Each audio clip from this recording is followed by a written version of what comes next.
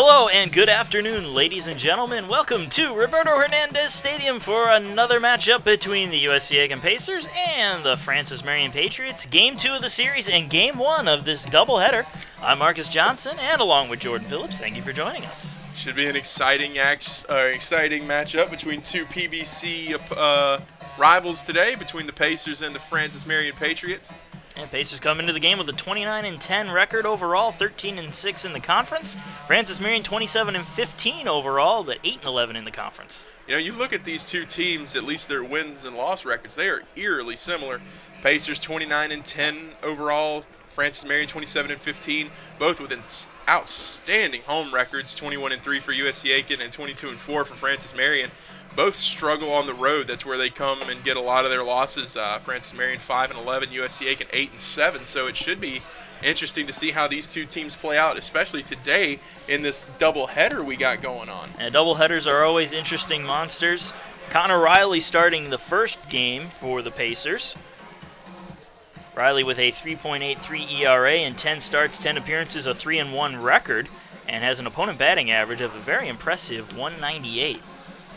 And Riley's second on the team in strikeouts with 82. He's going to look to get those 18 strikeouts here as quickly as he can as the season is winding down to catch up to Joey Benitez and get his 100th strikeout. And Benitez just got his 100th strikeout on the last batter he faced in yesterday's game, in which he did very impressive. 10 strikeouts in that game, and 9 of which came within the last 4 innings of his appearance. So we're about ready to go. Leading things off, Zach Paquette for Francis Marion. Riley deals, swing and a miss, and we are underway. And the key to watch for Connor Riley today, as we always mention, is his walk rate. He has the highest on the team with 29. So if he finds a way to get those walks down but keep that strikeout rate up, he's a dangerous pitcher. The 0-1 tried to hold his swing back, but he went through anyway, 0-2. That's the thing about Riley. He's really adept at mixing his locations and mixing his pitch types. He's got that big curveball that he likes to go to, that breaking ball. His fastball is second to none, and he can locate it really well. 0-2 misses outside. Paquette comes into the game with a 327 average, no home runs, 15 RBIs. An effective player in that leadoff position for the Patriots. The 1-2. Ooh, just misses a good-looking pitch, but Riley not getting the call evens things up at 2-2. Yeah, it was a really nice curveball. I thought it fell right into the zone, but the umpire felt differently. Fouled off, keeps the count at 2-2.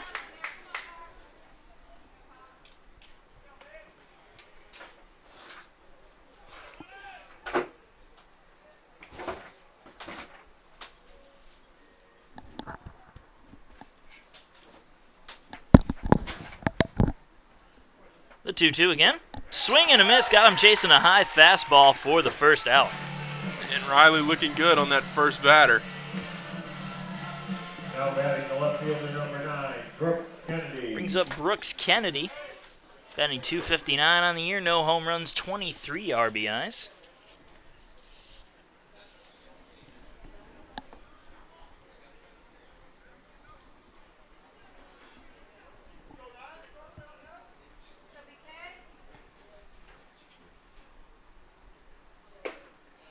First pitch right there for strike one.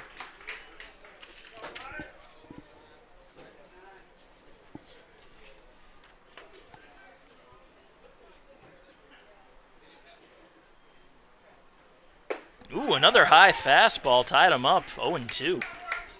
And so far, so good for Connor Riley, looking great, and following my advice from the little opening segment there. He's got a little earbud in his ear right now, listening in on the broadcast as we speak. Thank you, Connor, for being a loyal listener. Missing high and outside with that fastball, 1-2. But in all seriousness, he's done a great job with those fastballs so far.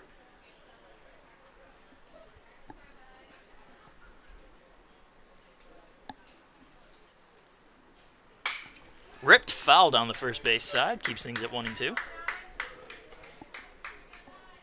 It's an Absolutely beautiful day out there for baseball, that's for sure. A little slight breeze rolling in. It's about 75 degrees here at the first pitch. A little bit of sunshine, just a few spotty clouds around in the sky. It's an absolutely gorgeous day outside. 1-2. Curveball missing high and away for a ball. May as well go over the pacer infield. Connor Durden getting the start behind the plate, catching. John Banks over at first base. Skylar Mercado at second. Tyler Emmerman at short. Dalton Weeks at third. As Riley sits to deal the 2-2. This is high and away, full count. In the outfield, Mitchell Price out in left. Jose Bonilla in center. And Niall Goings out in right field.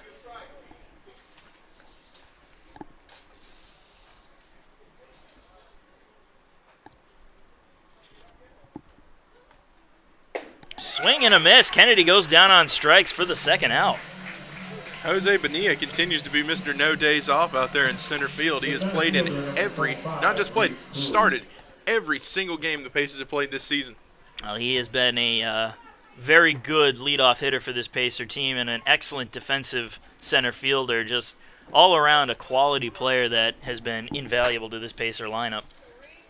I know it sounds like we're gushing over him, but he deserves it. He deserves it. Yeah, we have spent probably a solid 35% of our commentary time this season talking about how awesome Jose Bonilla is. But I mean, when somebody is as awesome as Jose Bonilla is, it's hard not to.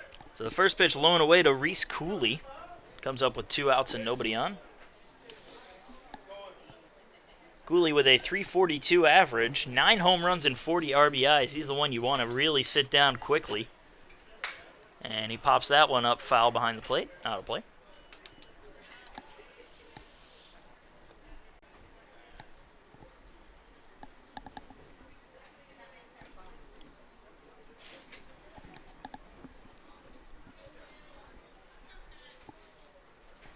The 1-1, fouled off again, 1-2.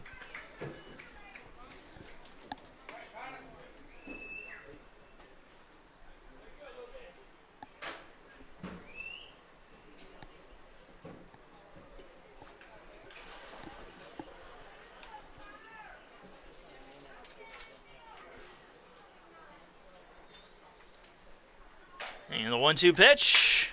Hitting the air out to center field. Bonilla's going to have to go back for it. Catches up to it and makes the catch for the third out. 1-2-3 inning, top of the first. We go to the bottom of the first. No score yet.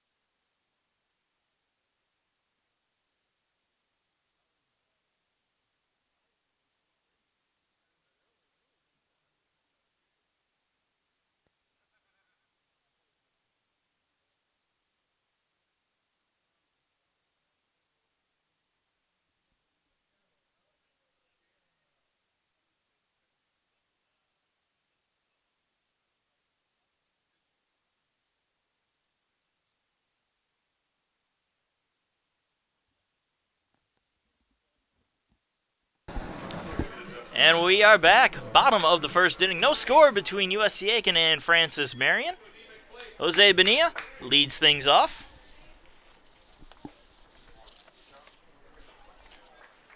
Bonilla with a .412 average. No home runs, 26 RBIs. First pitch is high for ball one.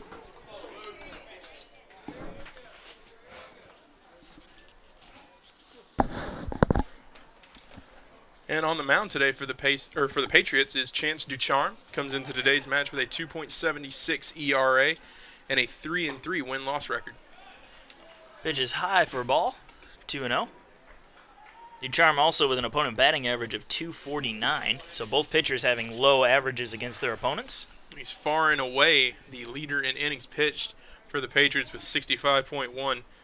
Closest one to him is 46.1, and that is Garrett Wilson. Pitch is high for a ball. Wilson was the starter in last night's game, and Pacers got to him early, and they just kept on going and scored quite a few runs in that Game 1 win. 3-0 the count to Bonilla.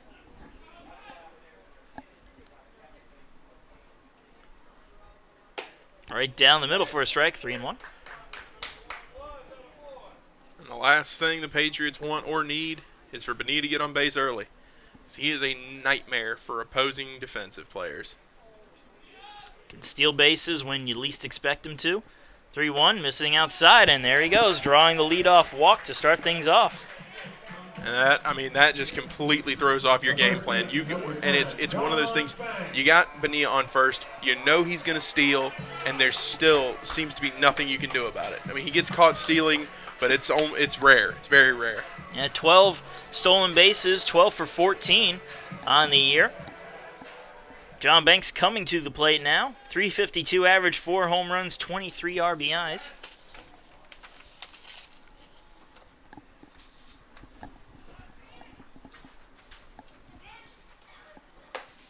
First pitch outside for ball one.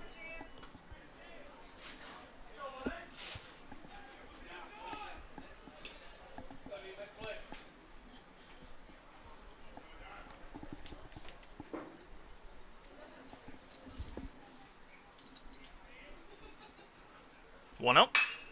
Hit up the middle, and that's going to get through for a base hit. They're going to send Bonilla around second to third. Banks thinks about second, holds up, and heads back to the bag, but it's a single to put runners on the corners for the Pacers with nobody out here in the first. Well, just as we were saying that Bonilla's a threat to steal, John Banks makes it a moot point and sends him over to third with that nice single into right center. Brings up Mitchell Price, who has just been on fire as of late. Leads the team in triples, home runs, and RBIs. And those numbers, a .327 average, 5 triples, 11 home runs, 43 RBIs. He also owns the highest on-base percentage of the team of players eligible with a .686.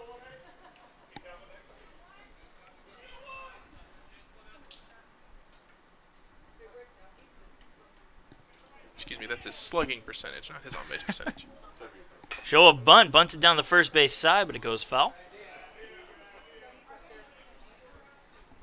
Bonilla was already about at home plate by the time that ball bounced a second time.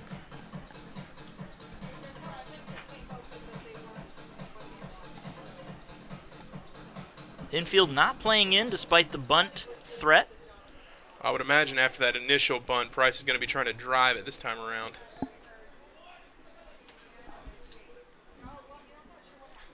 And he swings and misses at it for strike number 2.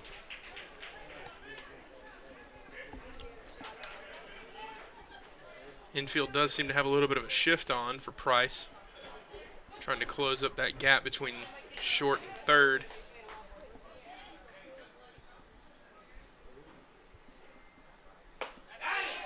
Ooh, a nice pitch there. Just missed the zone. 1-2.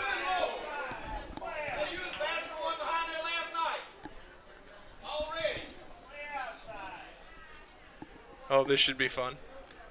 Pacer hecklers have some competition today. They do, for sure. I wonder if we'll have some heckling of the hecklers. It could happen. Grounded first base side. A nice diving grab there over at first by Chapman to get the out, but the run scores. Although some nice defensive effort over there. Trey Chapman stealing an extra base hit away from Mitchell Price. Yeah, that was definitely nice play there by Chapman at first. First, I thought it was going to go foul, but his excellent defensive effort there, he caught it as he fell onto the bag. That was a really nice play by Chapman. They'll only get one, and the Pacers will score one, so the runner on second with one out, a 1-0 lead for USC Aiken. Niall Goings comes to the plate, another batter who's been hot. In fact, every time he came up to the plate yesterday, he drove in a run. An impressive stat for Goings to put into his cap, for sure. He comes into today's game batting .343. Pitch misses outside for a ball. 1-0.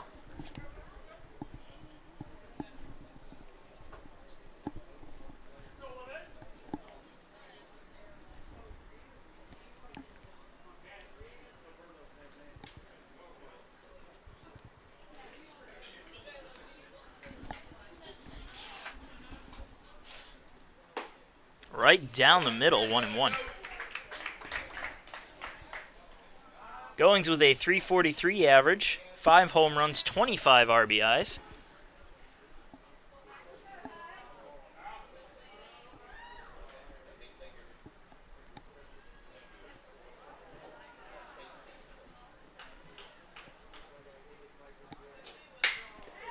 Hit in the air out into center field. And that one will be caught by Cooley for the second out. The catcher, number 30, Connor Durden. Brings up Connor Durden, who got the nod to start today at catcher. Durden is another favorite of ours up here in the press box. Comes into today's game hitting .341. He's got 24 RBIs with 6 home runs.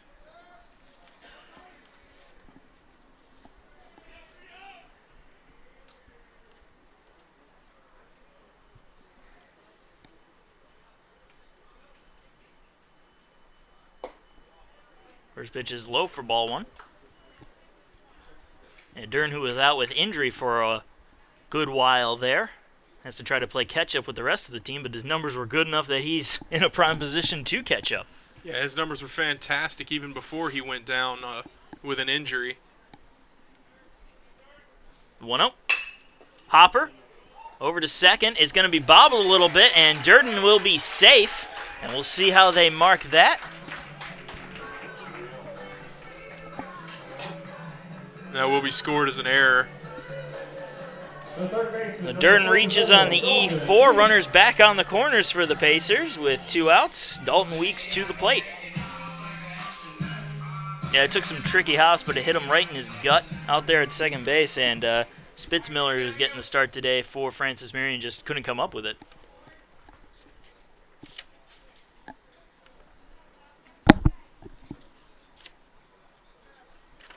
That brings up Weeks. First pitch right down the middle for strike 1. He's hitting .312 on the season. 5 home runs, 36 RBIs.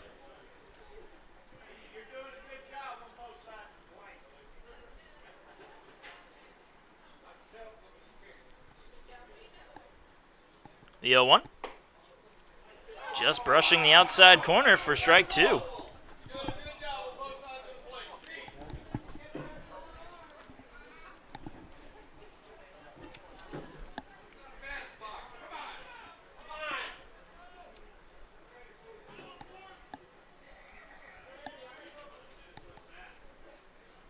The 0-2. Weeks goes down swinging to leave runners stranded on first and third, but the Pacers do get a run. They lead at 1-0 going into the second.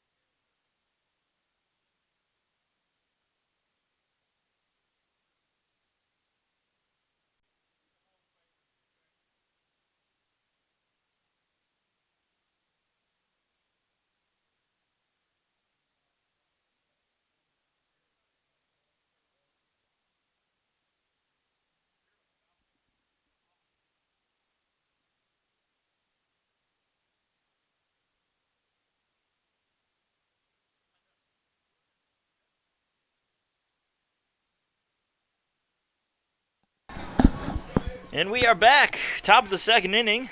Logan Koch, the DH, to lead things off for Francis Marion as they trail the Pacers 1-0.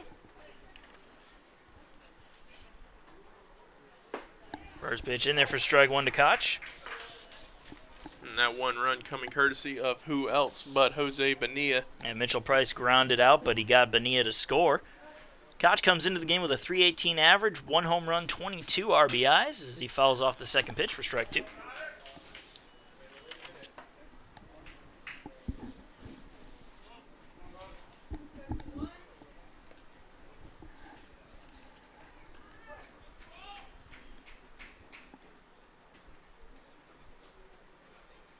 Swing and a miss. Another strikeout for Connor Riley, the first out of the inning, his third of the evening. The catcher, number 32, William Robbins. Brings up William Robbins. Robbins the catcher for today's game. Batting .336 on the year, 2 home runs, 29 RBIs.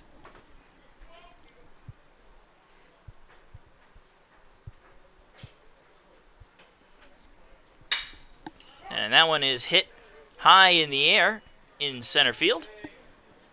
Bonilla there to make the catch for the second out. The shortstop, number 6, Zach Callahan. Brings up Zach Callahan, who's getting the start at short today.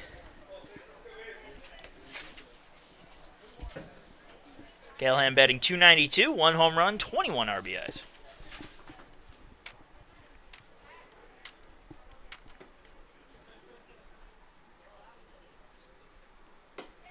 Pitch misses outside for ball one.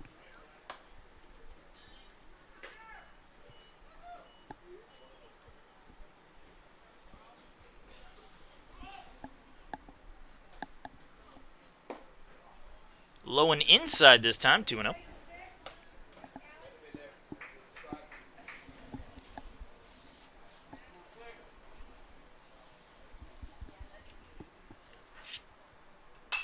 Check swing, fouls it off. Strike one.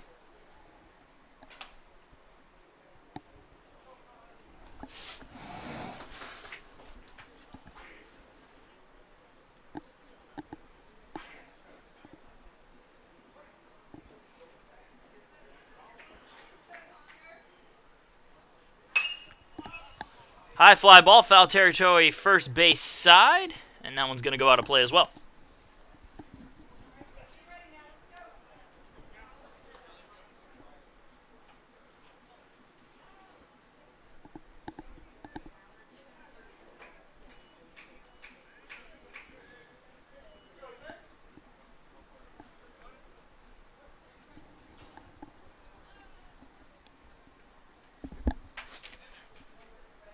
Two-two pitch, swing and a miss, got him chasing after one in the dirt. Durden applies the tag, and that will do it. 1-2-3 inning once again as we go into the bottom of the second. Still up 1-0, Pacers leading the Patriots.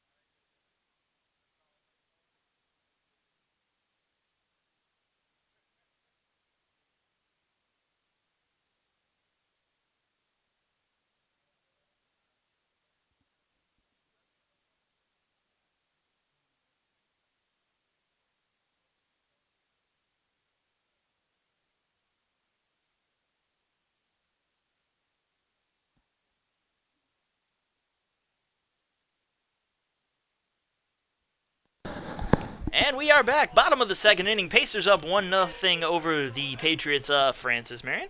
Zach Moon, the DH in today's game, to lead off.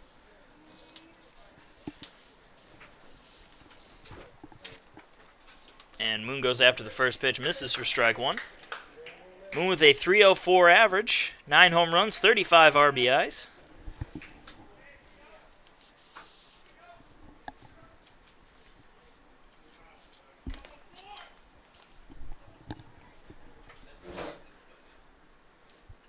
The 0-1, another swing and a miss, same exact pitch, same exact result. And kind of 0-2.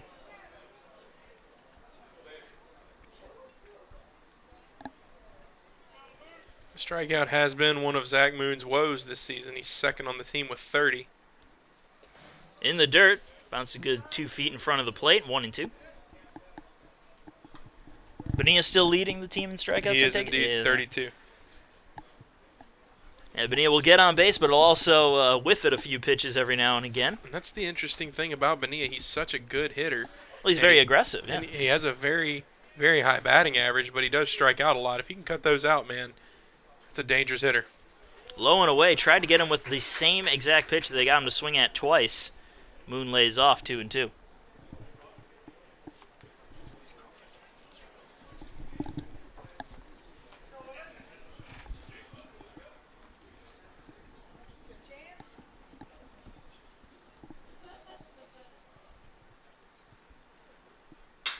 And Moon hits it a mile high in the air. Foul territory, though, and it's going to go out of play.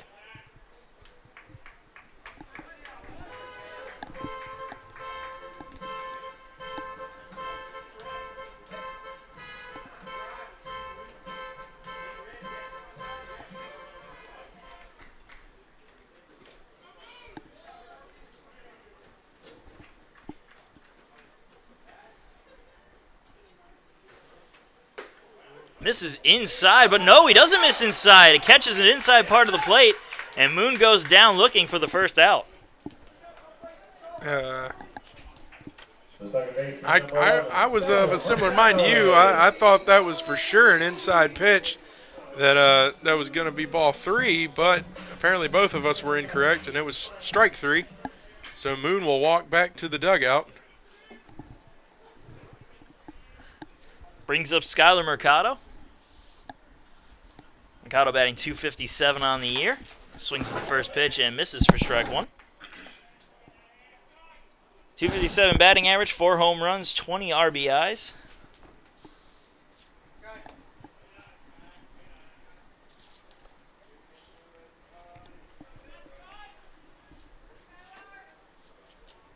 The 0-1.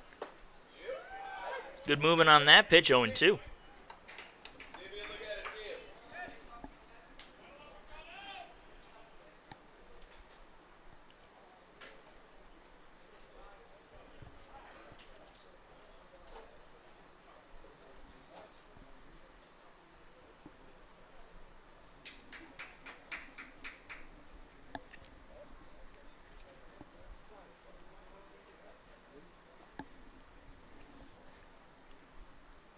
And the 0-2 pitch. Swing and a miss. Mercado down on strikes for the second out. Shortstop number 8, Ty Emmerman. Brings up Tyler Emmerman. Emmerman batting .248 on the year, 4 home runs, 18 RBIs.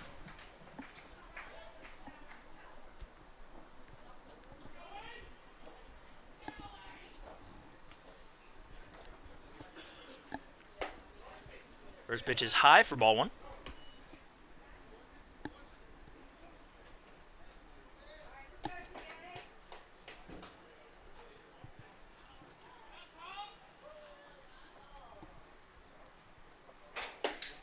Two knows that one also misses high.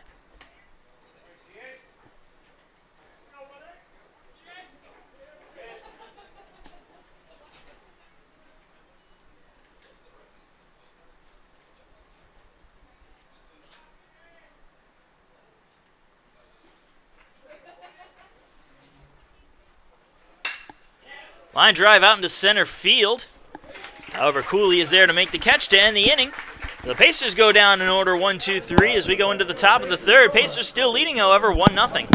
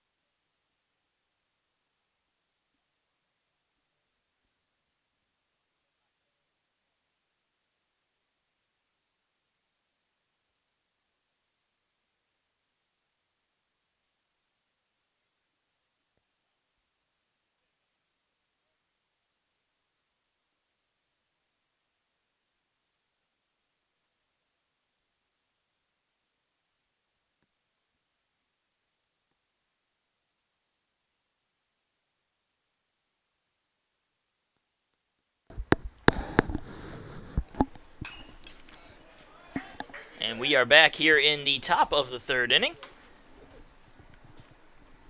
Pacers leading 1-0 over the Patriots.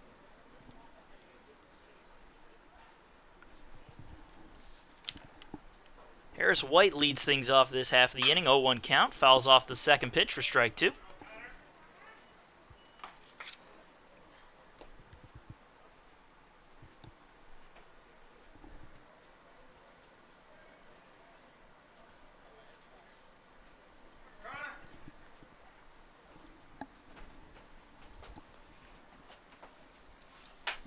The 0-2. Just misses high for a ball, 1-2.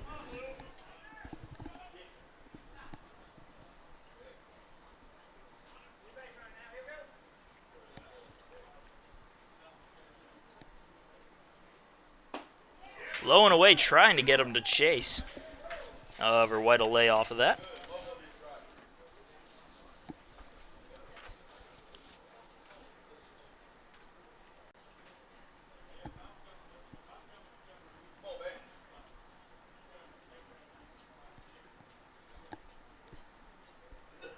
Swing and a miss. Riley deals his 5th strikeout of the day for the first out in the third. 5 strikeouts through 2 and a third. It's good numbers for Connor Riley so far. Brings up Jamison Spitzmiller, the second baseman in today's game. Spitzmiller with a 207 average, no home runs, and 2 RBIs. He's only had 29 at-bats this season, though.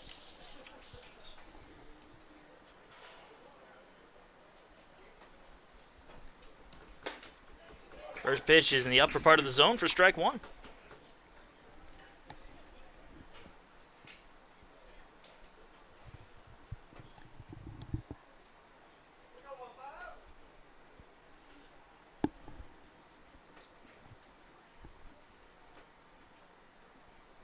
Swing and a miss, high fastball, 0-2.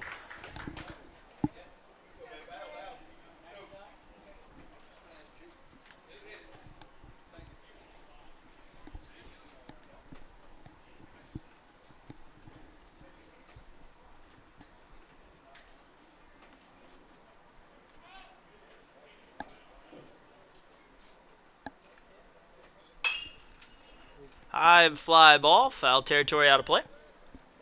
Count stays right where it is at 0-2.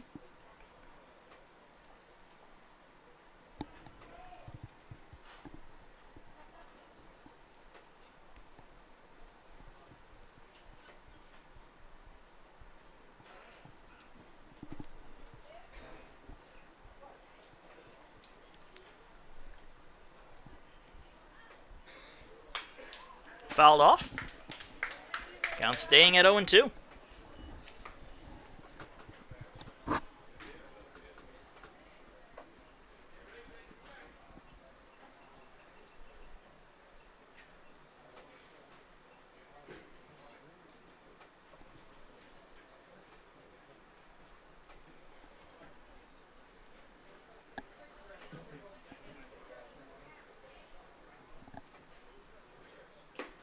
Low and away for ball 1.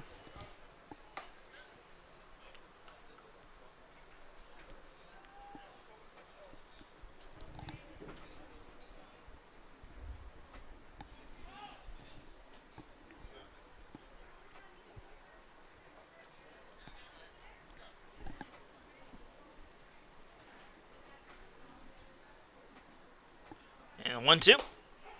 Right on the outside corner for a call, strike 3, and the second strikeout of the inning. You know, you and I were joking a little bit that Riley could get those 18 strikeouts to catch Joey Benitez, pace. but he's on pace. Surprisingly, he's got 6 through 3.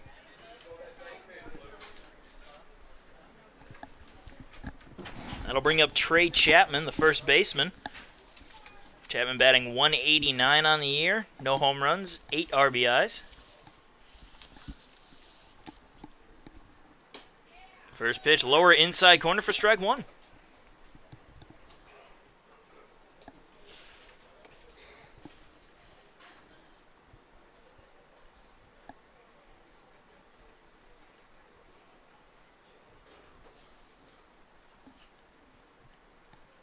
Fouled off, 0-2.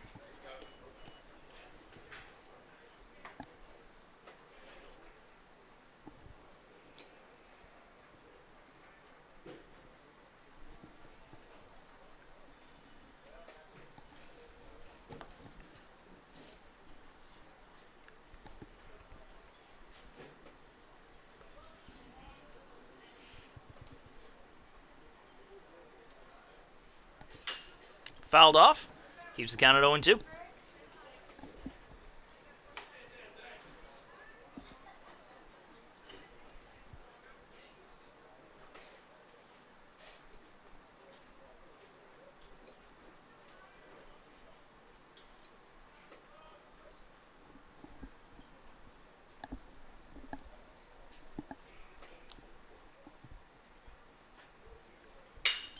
Ground ball to first. Banks has it, takes it himself, and that'll do it. Another 1-2-3 inning as we go into the bottom of the third. Pacers still up 1-0.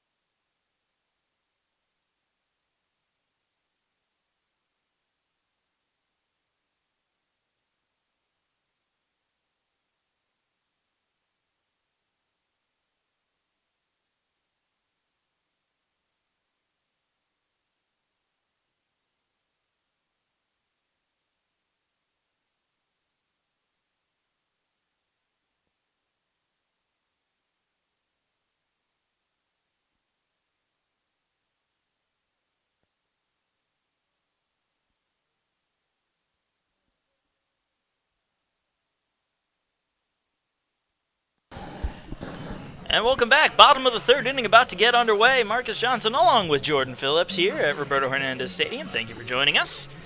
Jose Bonilla will lead things off. Walked and came around to score his first time out there.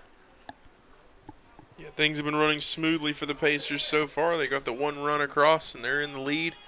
A masterful performance so far from Connor Riley. He has amassed 6 strikeouts over 3 innings.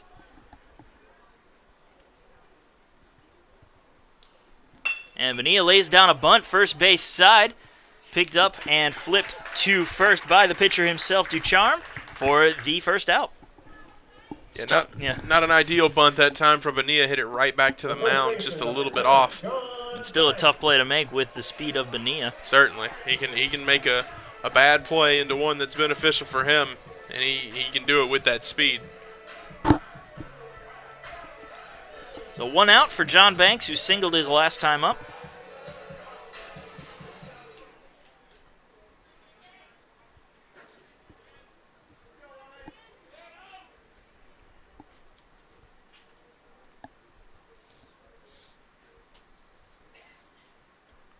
And Banks shows bunt, pulls it back. Ball goes all the way to the backstop, ball 1.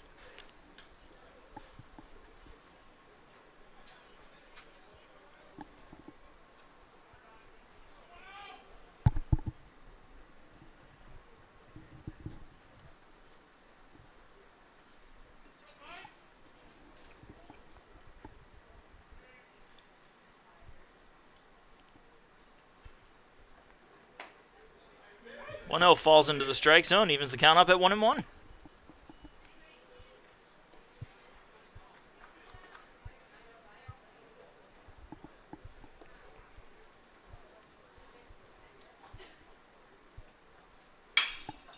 Popped up, shallow right field, and that one will be caught by Paquette for the second out. Both pitchers pitching very well today.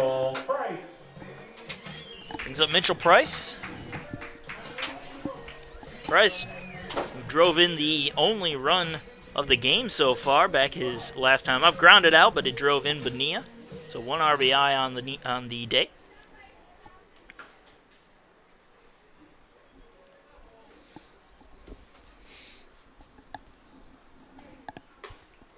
First pitch high and inside, almost catching a piece of Price. Yeah, Price definitely pulled back from that one just a little bit.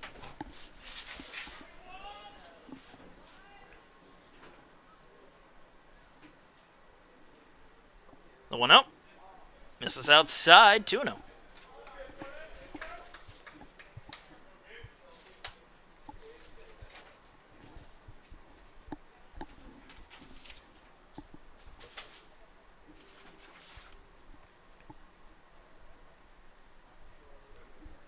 Swing and a miss, tied him up on an inside pitch, 2-1.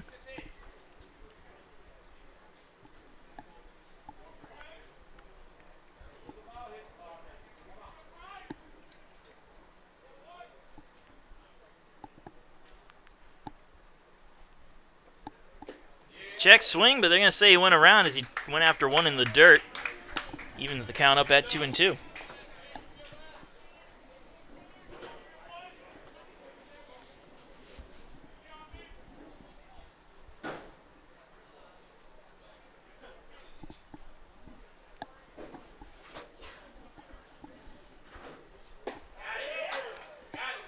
Just missing on that pitch. Full count to Mitchell Price.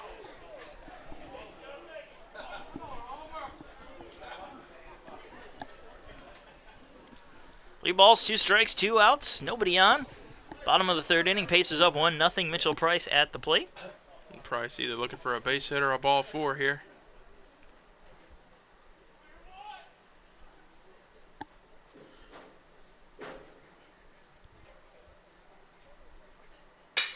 And he hits one out into center field. That one's still going back. And a nice leaping catch by Cooley to end the inning. As the Pacers go down 1-2-3 once again. Top of the fourth coming up. Pacers still up 1-0.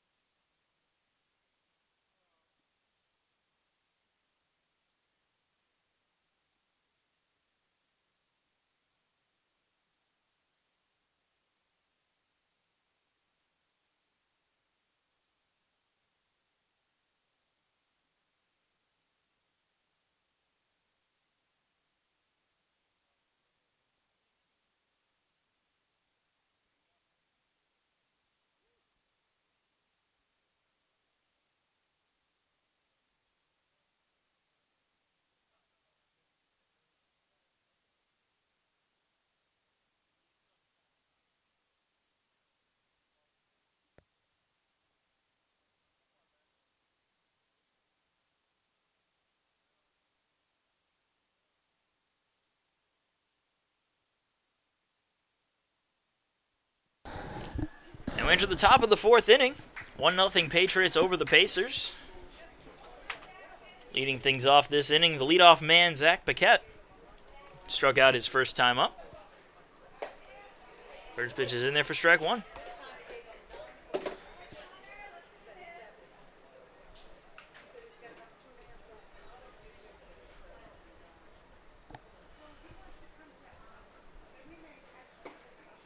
Misses outside, 1-1.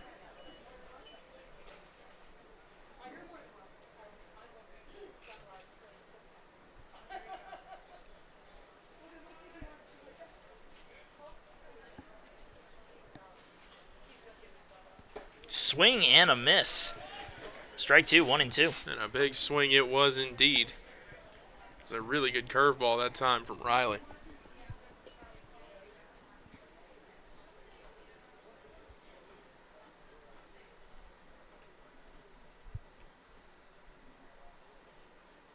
Swing and a miss. Got him chasing a high outside fastball for the first out.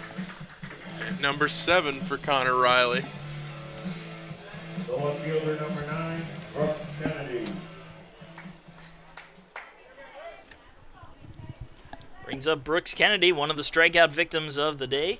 Struck out his last time up.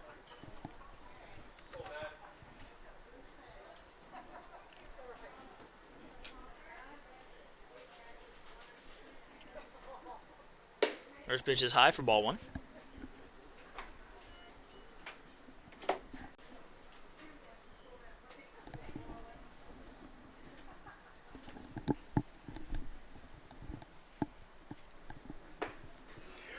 In there for strike one, 1-1.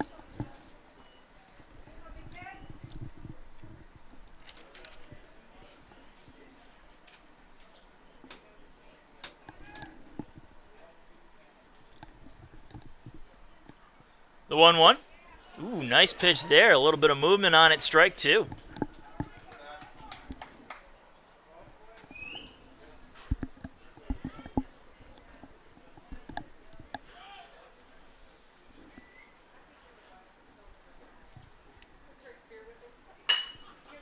In the air, just short.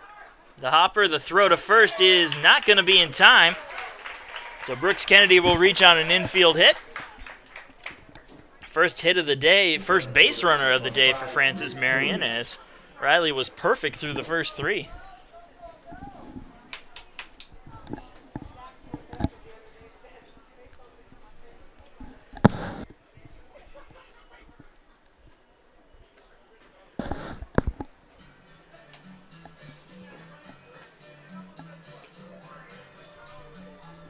That'll bring up Reese Cooley. Cooley 0 for 1 today. Runner on first, 1 out.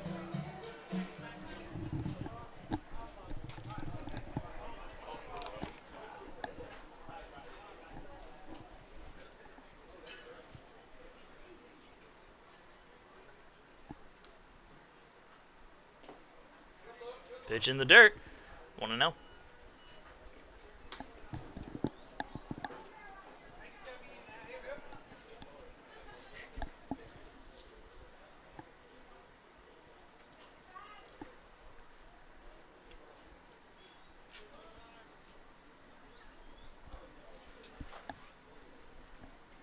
The 1-0.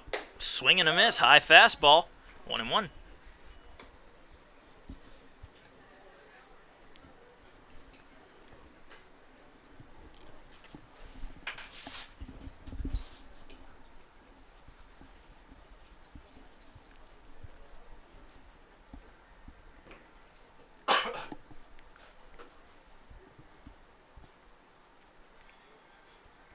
One. Hitting the air out to center field. Bonilla's going to have to chase back after it. He's still going back near the track, and he'll make the catch for the second out. Bonilla had me a little worried there for a moment. He backed up. He just kept backing up. Kept on backing up. Got a little bit more rapid with his backup. I was like, oh, no. What's going on out there? And designated hitter, number 21, Logan Koch. Brings up Logan Koch. Koch struck out his first time up.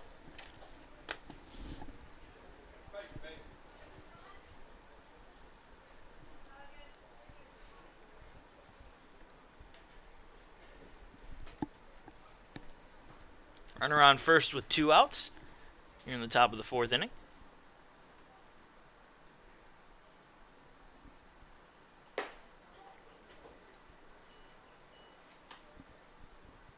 So first pitch missed outside for ball 1.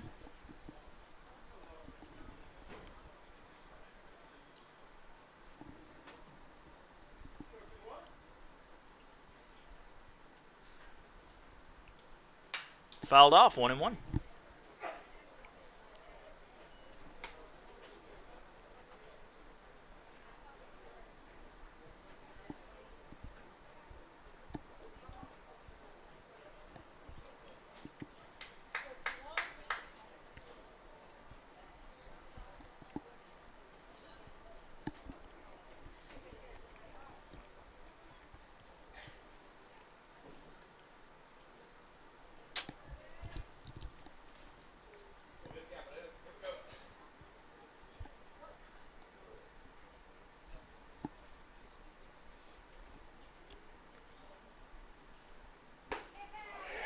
Nice movement on that curveball, 1-2.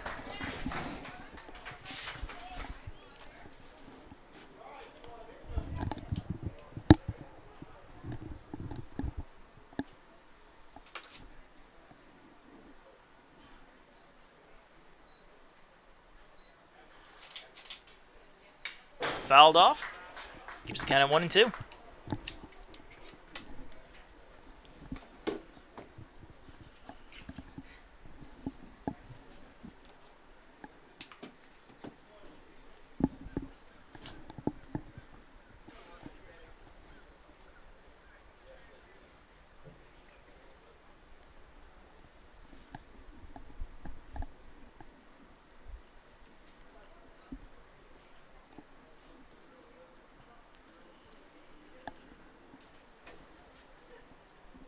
Runner goes from first, swing and a miss, and that will do it.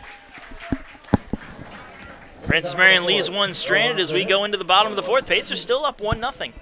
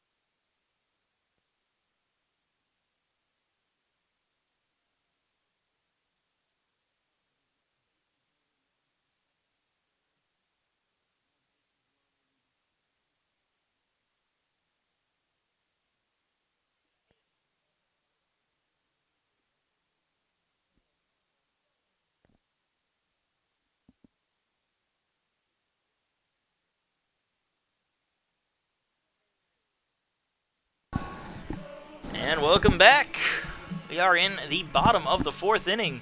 Both pitchers having a good game. 1 hit apiece for each of these teams. Pacers have the difference, however, with 1 run scored. Niall Goings up to the plate, 0 for 1 today.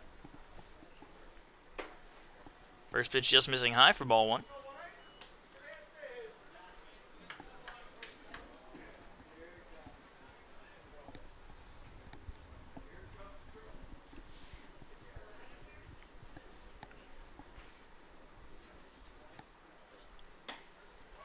First pitch low and away. So 2-0.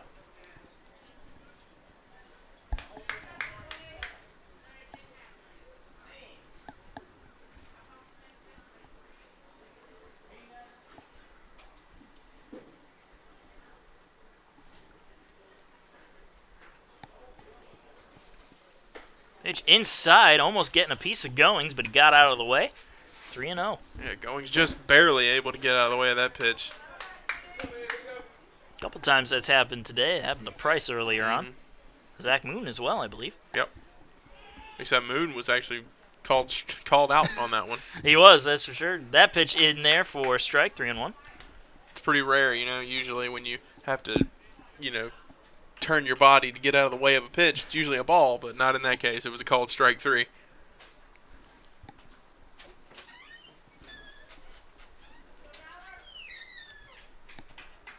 3-1. Hopper to short. Picked up by Callahan, who fires to first in time for the first out. The catcher, number 30, Connor Durden. Brings up Connor Durden. Reached on an error his first time up.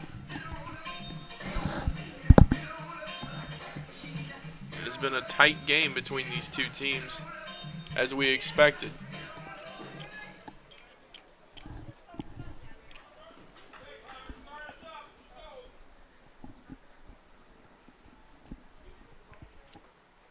And first pitch is fouled into the glove of Robbins for strike 1. And the Pacers sure could use one of those patented big innings to add a little bit of comfort to this one-run lead. Yeah, they had a 6-run inning last night, which really blew the game wide open.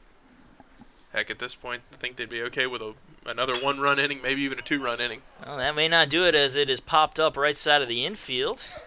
And Ducharme will take it himself for the second out.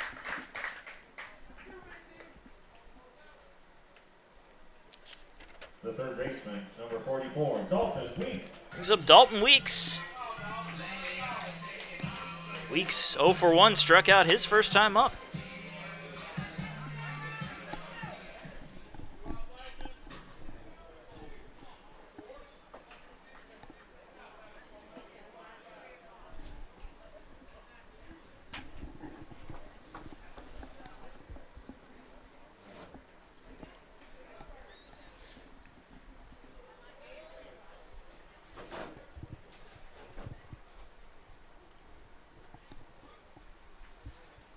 First pitch to Weeks. Comes in and hits him. And Weeks will head on down to first base.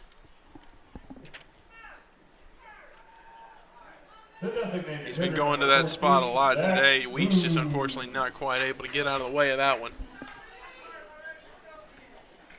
So runner on first base, 2 outs for the Pacers. Brings up Zach Moon, who struck out looking his first time up. We were just talking about that. And that was just about the same location as that last pitch that he struck out on. They're very close, yeah. Didn't look like Moon was hugging the plate. Doesn't really seem to do that much. Nah, he's usually out a little farther away from it. Yeah, looking, he's almost at dead middle of the box there. Check swing, but the ball was in there anyway for a strike, 0-1. Yeah, he likes to give himself plenty of room to get the barrel over the heart of the plate. He doesn't like to stand too close to it. Doesn't like to crowd it that much.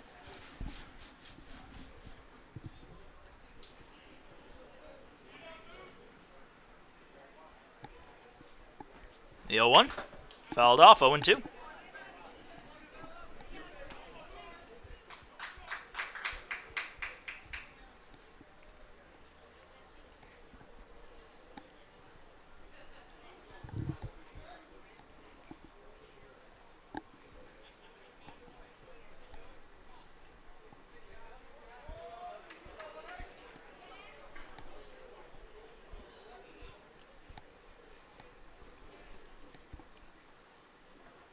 The 0-2 is high for a ball, 1-2.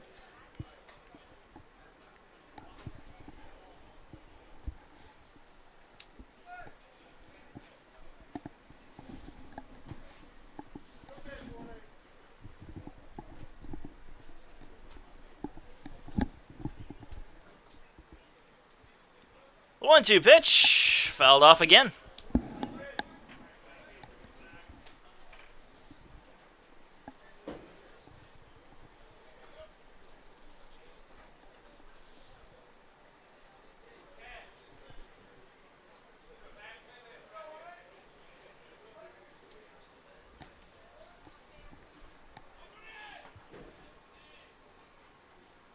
And Moon swings and misses at a high pitch for the strikeout and the third and final out. So Pacers leave one stranded as we go into the top of the fifth. Pacers still leading 1-0.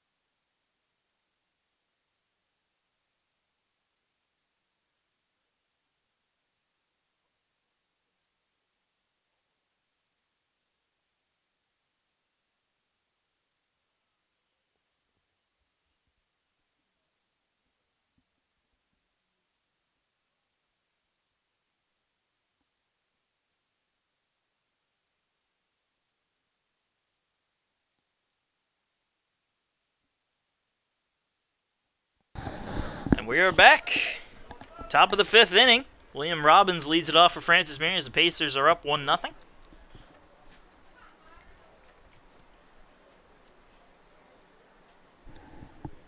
First pitch high and inside for ball one.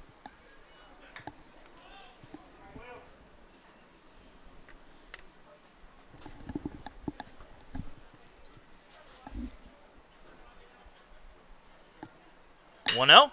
In the air out into left field. Price tracking it down and making the catch for the first out.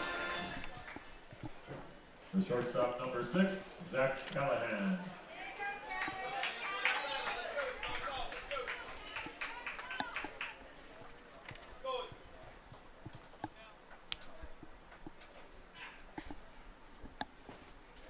Brings up Zach Callahan. 0 for 1. Struck out his first time up.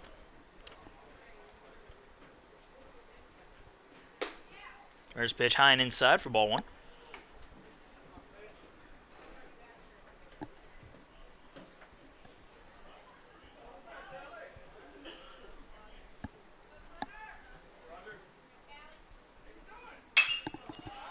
Another high fly ball out into right field this time. Goings is there to make the catch for the second out. So for the first inning today, Riley will not have 2 strikeouts in the inning. He's no longer on pace to have 18 strikeouts in this game. Poor guy. Yeah, poor. I mean, you got to pull him after this. You know, I don't see a point in keeping him in anymore. No, it's over now. Day's over. So 2 outs, nobody on. Harris White to the plate, 0 for 1 today. Pitch misses outside for ball one. Just want to reinforce, if nobody understood, that was complete sarcasm.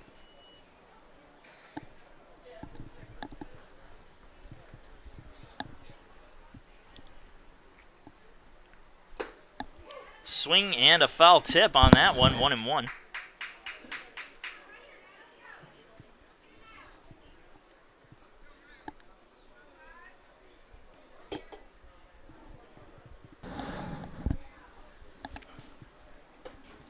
Misses high and outside, 2-1.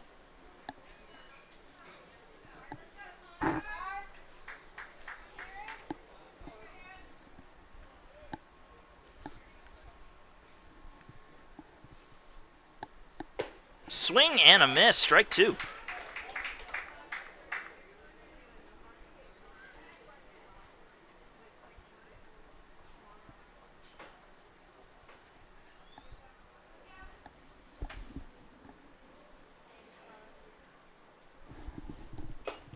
Foul tip into the glove of Durden, and that'll do it.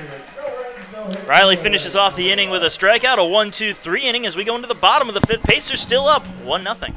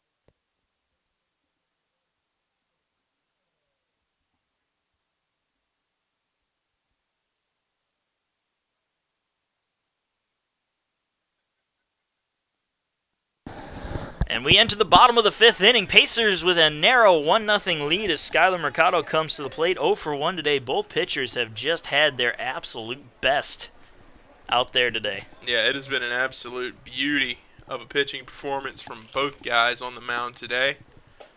First pitch is in there for strike one to Mercado.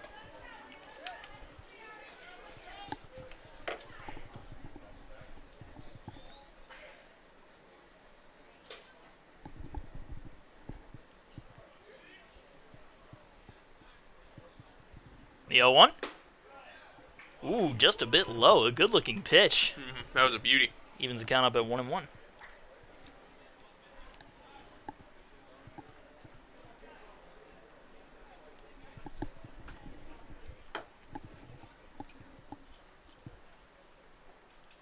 Swing and a miss. A little bit of the string pulling there. Got Mercado to go around. 1-2. Looked like Mercado was looking fastball, and he got anything but. Yeah, that was a beautiful off-speeder from DeCharm.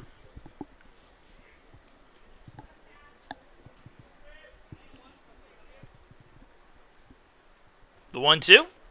Low and away, 2-2.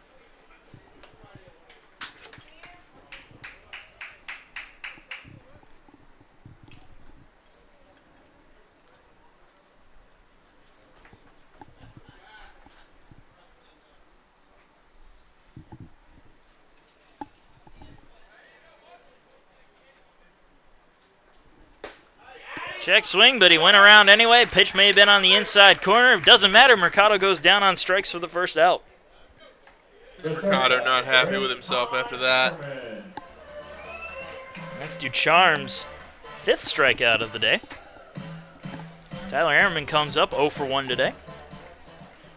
Bases have only had one hit, and that hit came from John Banks back in the first inning.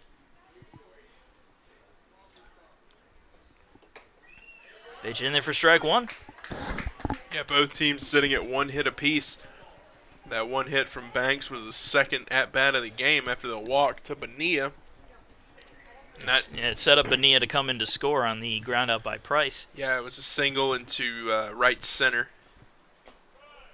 Pitch low and away for a ball, 1-1. And the one hit for the Patriots was a soft grounder to short that Ammerman just wasn't able to get to in time to fire back over to first. It was a close play, but just not quite in time.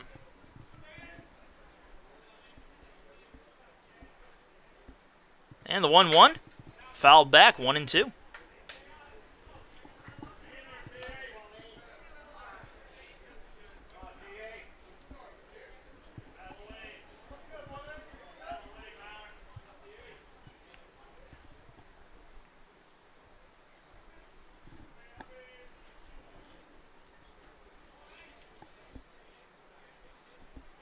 1-2 pitch.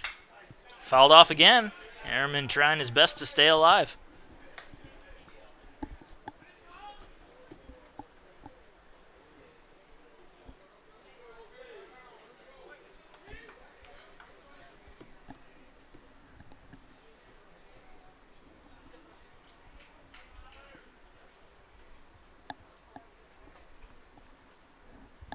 The 1-2. Went around on a high fastball. Ehrman goes down on strikes for the second out. Center fielder number 4, Jose Bonilla. Brings up Jose Bonilla. 0 for 1 today. Walked and came around to score back in the first. Grounded out on a bunt right back to the mound his last time up.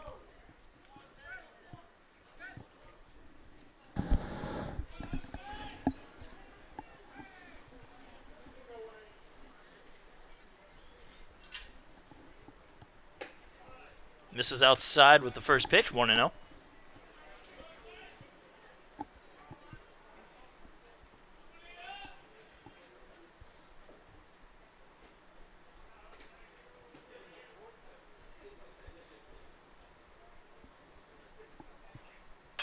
Fouled off, 1-1.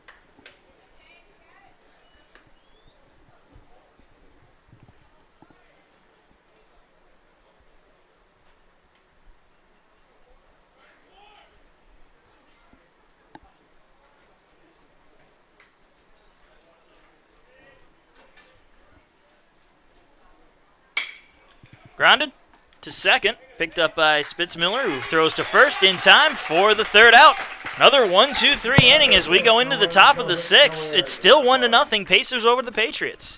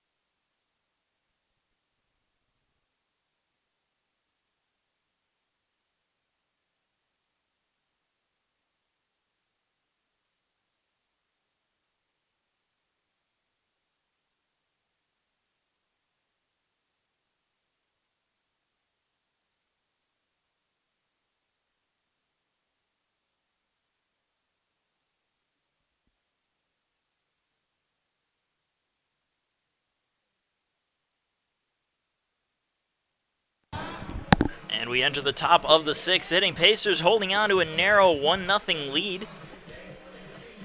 Jamison Spitzmiller will come up to bat to start things off. 0 for 1, struck out his first time up.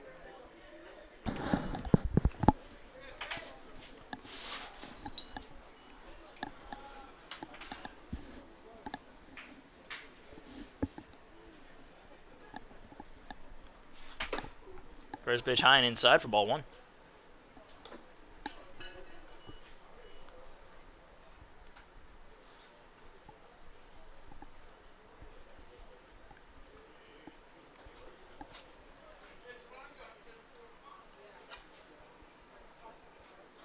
The 1-0 is also high, 2-0.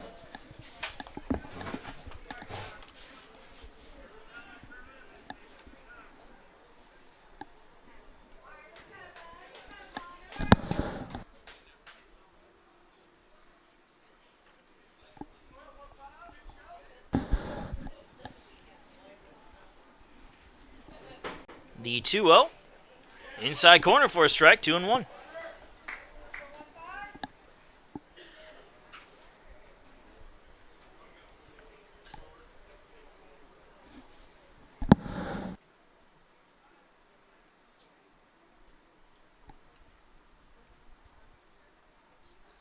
Swing and a miss. Evens the count up at 2-2. And just like that, Riley's back in it.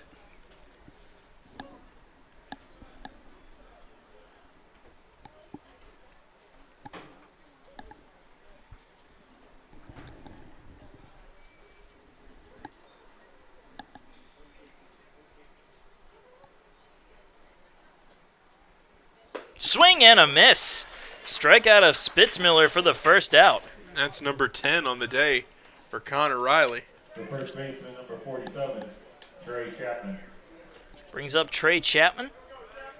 Chapman grounded out to first, his first time up.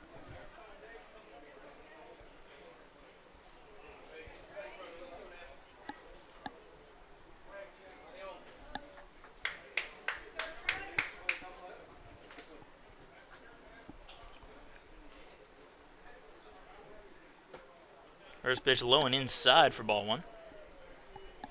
Some weird movement on that pitch. Yeah, there definitely was. It started up high and then just dropped right out of the zone. Dropped and came inside, too. Just very unique movement. I don't think I've seen that kind of pitch from Riley before. This time he misses high, 2-0.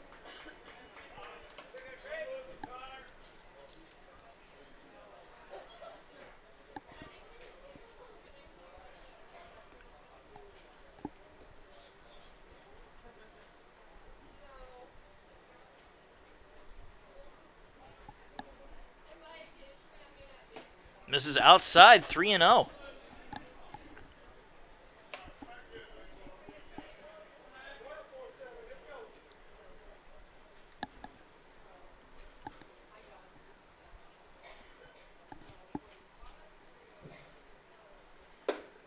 Misses high, ball four.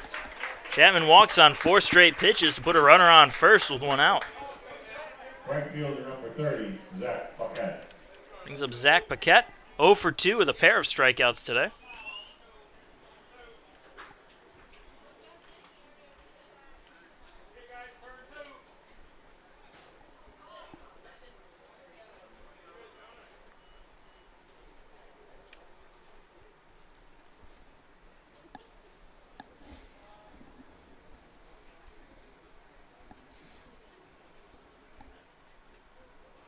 Show a bunt pulled back as the pitch is high for ball one.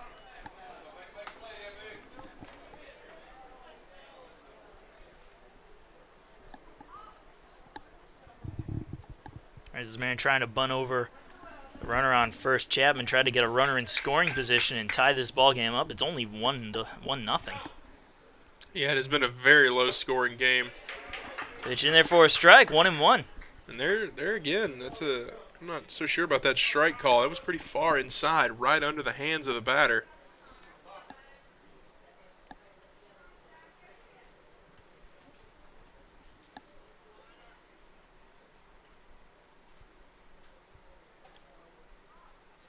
The 1-1. Misses low, 2-1.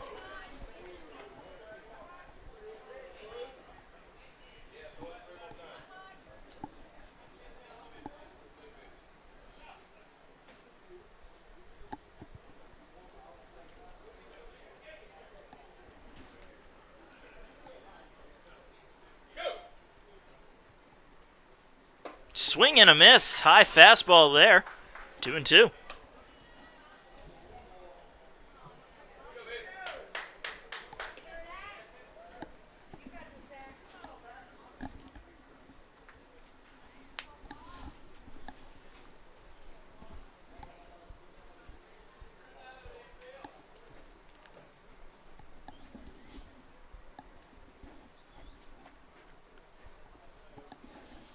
Another swing and a miss.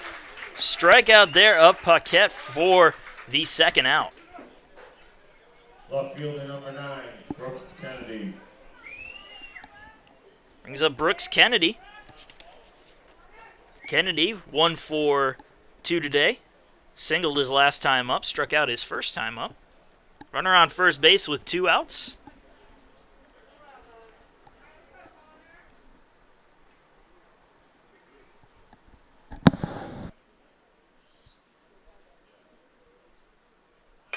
And he bunts it down the third base side, but foul for strike 1.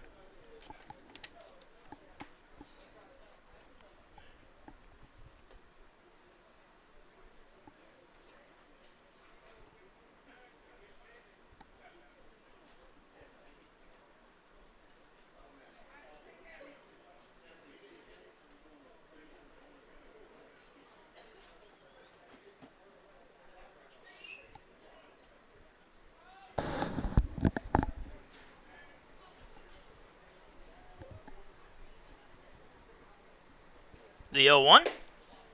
Misses high and outside for a ball, 1-1.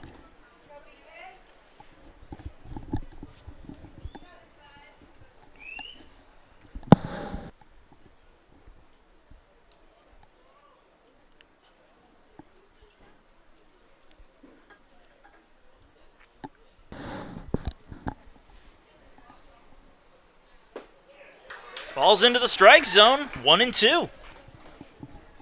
Man, Riley has just been hitting his spots just masterfully. He's definitely on point right now. We'll see if he can keep that up for the rest of this game. 1-2 count, 2 outs, runner on first, top of the 6th inning.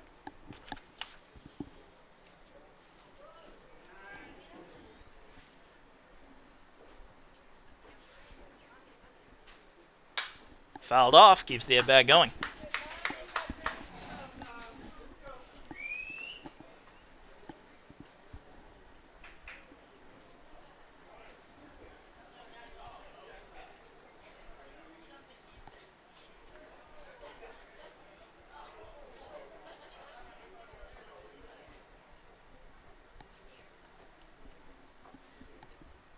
The 1-2.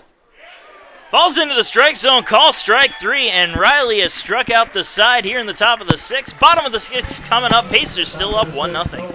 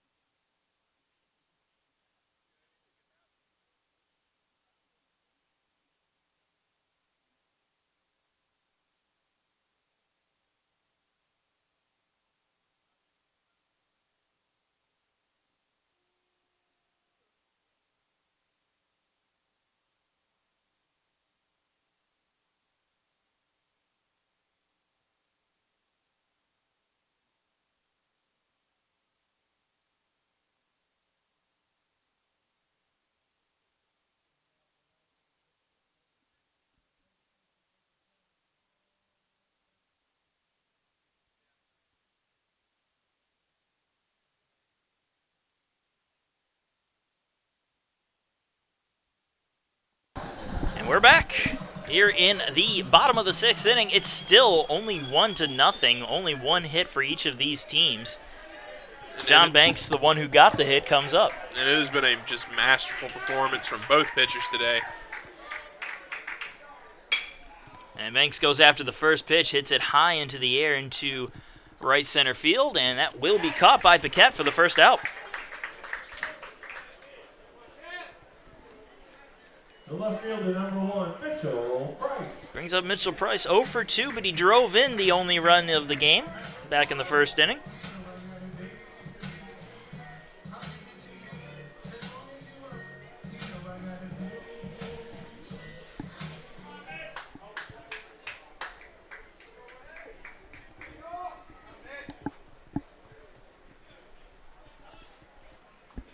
Shows bunt, pulls it back. Ball's in the strike zone, however, 0-1.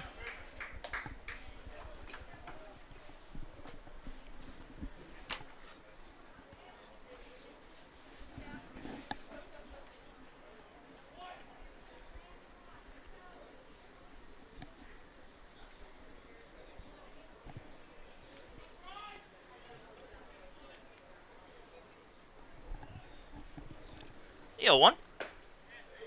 Upper inside corner for a strike, 0-2.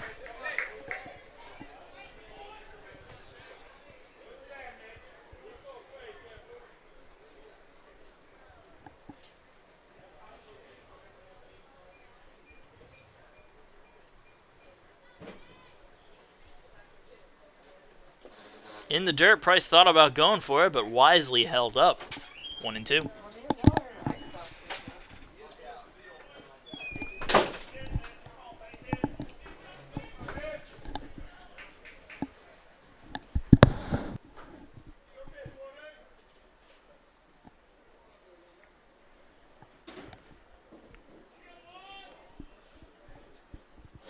And the 1-2. Hit into center field, and that's going to be a base hit for Mitchell Price. So that'll break up the deadlock at one hit apiece for these two teams. The first hit since the first inning for the Pacers, and Mitchell Price. Can't think of too many other guys who are better at it than Price. Yeah, Mitchell Price, not the guy responsible for the hit, but the guy responsible for the RBI. So maybe now Niall Goings will get a chance to get himself an RBI and drive in Price from first. Well, Price could steal, too, put himself in scoring position. Yeah, Price has the speed to score from first or just steal second. We'll see what they do here. And Goings goes for the first pitch, misses for strike one.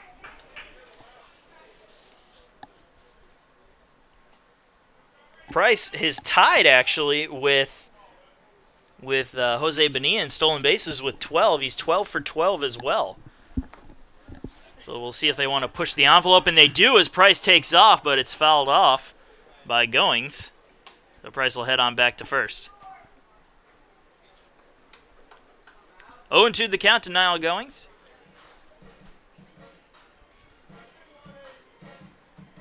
Price got a good jump on that pitch, too. It's a shame that it was spoiled like that.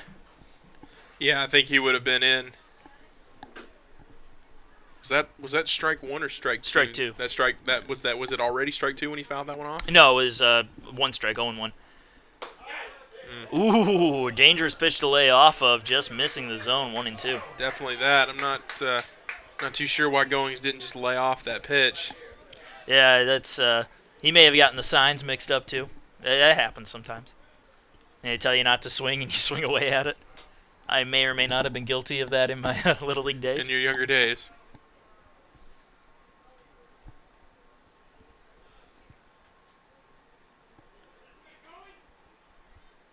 1-2, Price, another good jump, and again, it's fouled off by Goings twice in a row.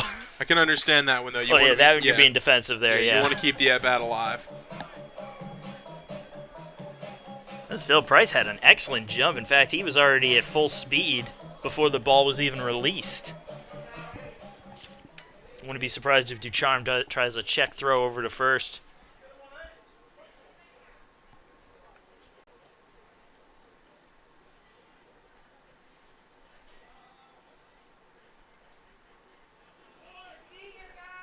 1-2, fouled off again. This time Price did not go. Good at bat from Goings this time, though, staying alive. Wait for that pitch, and good things can happen when a batter is able to foul off some pitches and finally get that one pitch that he wants. Good things happen when that happens.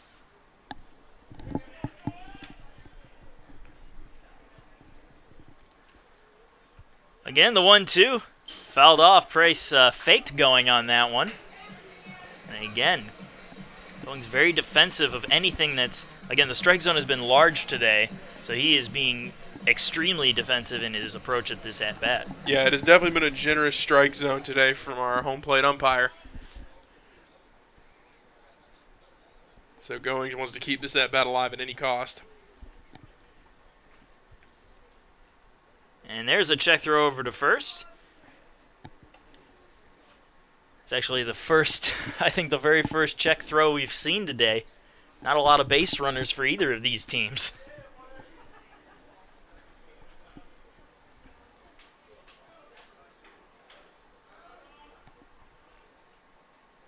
And Price takes off, pitches outside. The throw is going to go all the way into center field. Price thinks about third, but holds up.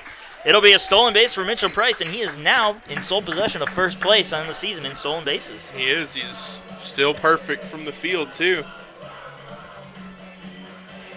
13 to 13 for Price, and now Goings got a man in scoring position with one out. And he wisely laid off a pitch that was well high and out of the zone instead of fouling it off and just tiring out Mitchell Price even more. But a 2-2 count to Niall Goings, runner on second, one out. Base hit here, and a good chance of a run scoring.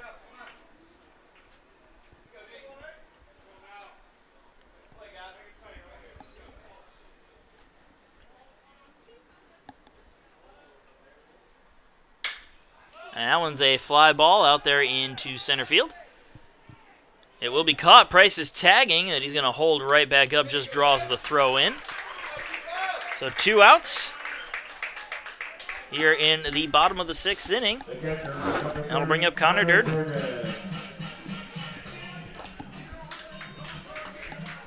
Durden 0 for 2 today, reached on an error back in the first.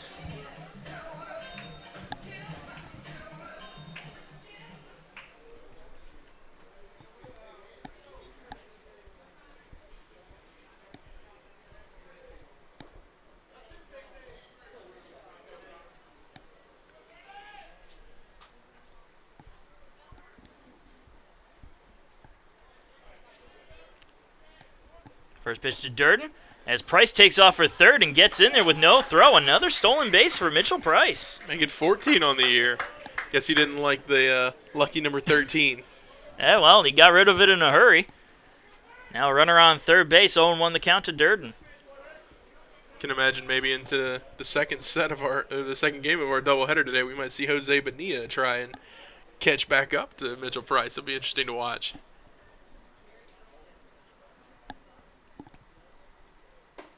High and outside for a ball. 1-1.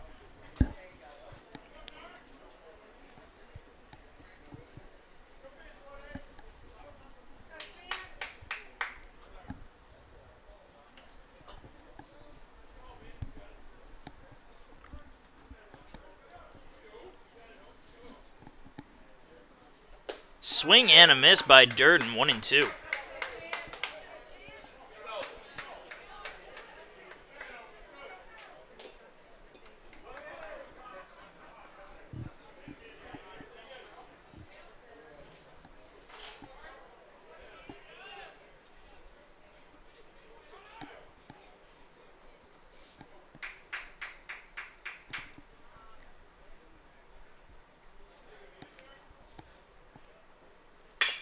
Hopper over to first. That is picked up by Chapman, who takes it himself for the third out. We go into the top of the 7th inning. It's still 1-0 Pacers over the Patriots.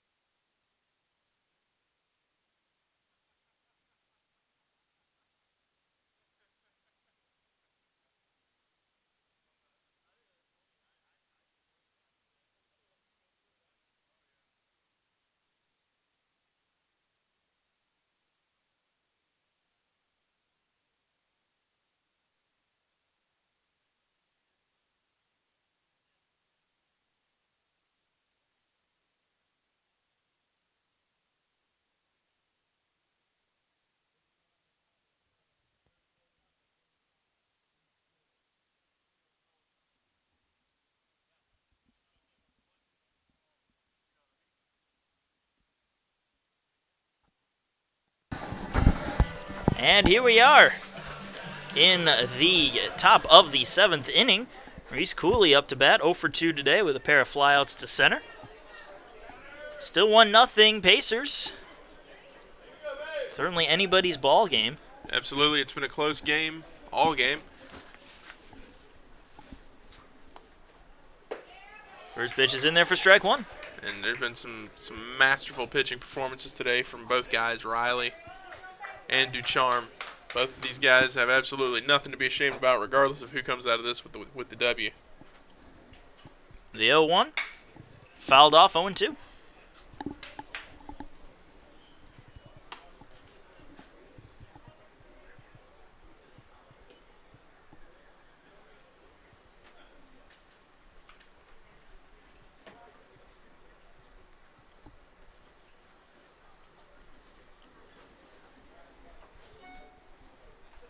The 0-2, swing and a miss. Strikeout of Cooley for the first out. And speaking of lucky number 13, that is lucky number 13 for Connor Riley.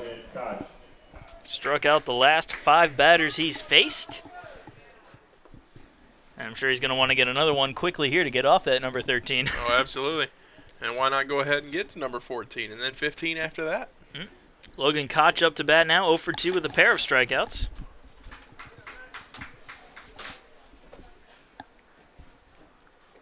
First pitch is in the dirt for ball one.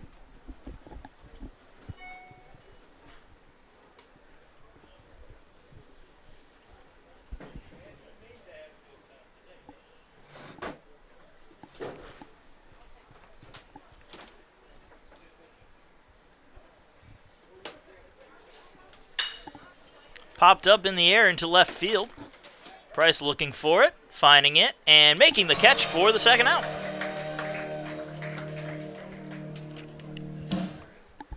The catcher, number 32, William Robbins.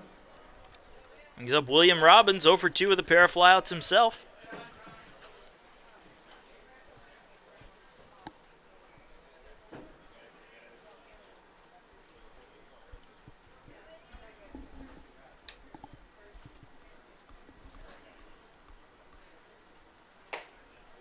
And a pitch in there for strike one, 0-1.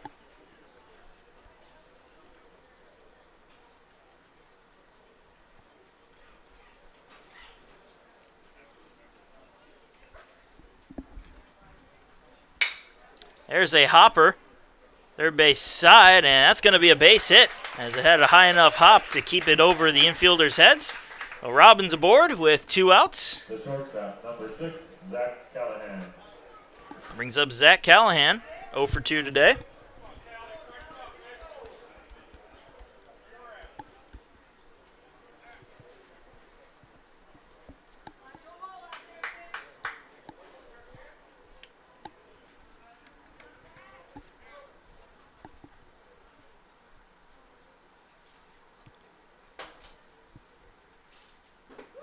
First pitch in there for strike one.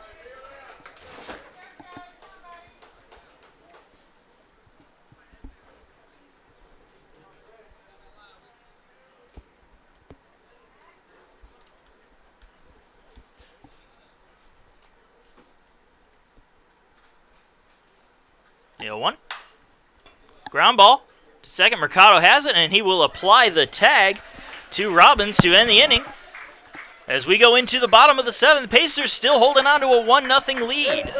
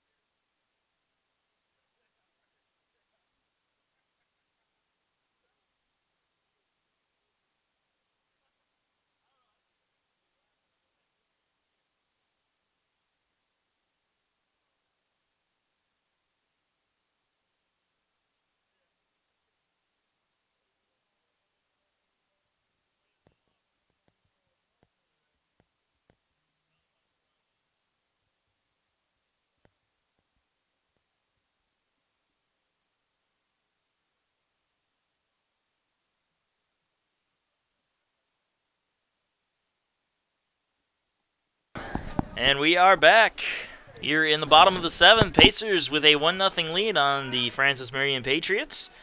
Dalton Weeks leads things off, was hit by a pitch his last time out there.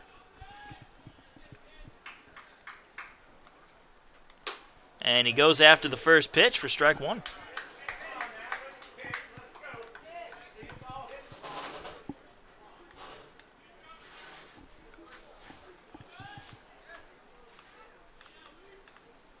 The 0-1. High fly ball out into center field.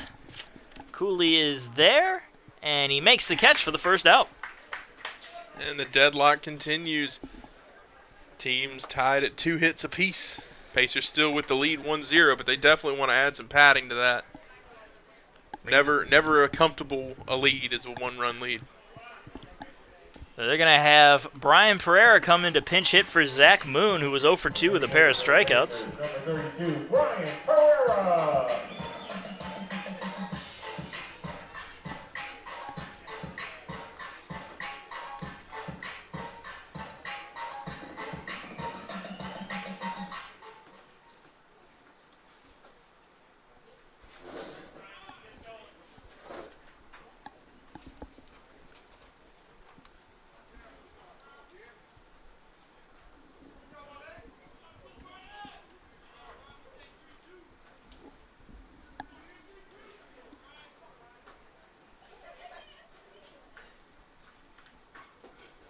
First pitch is in the dirt for ball 1.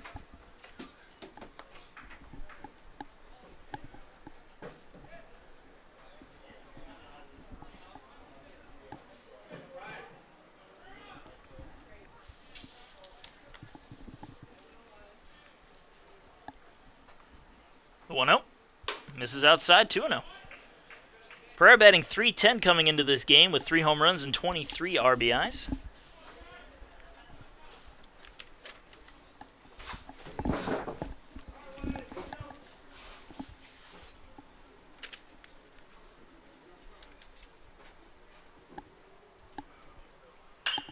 And Pereira hits that one in the air, foul territory, out of play.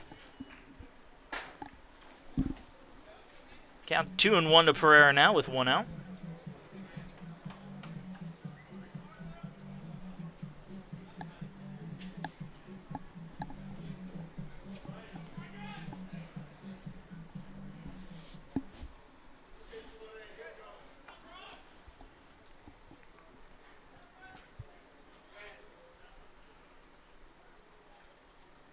The 2-1.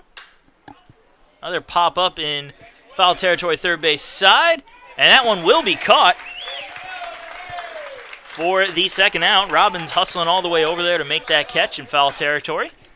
Yeah, hustling's a good word. He made it over there really quickly. Number 11, Skyler Mercado. Brings up Skyler Mercado, 0 for 2 with a pair of strikeouts himself.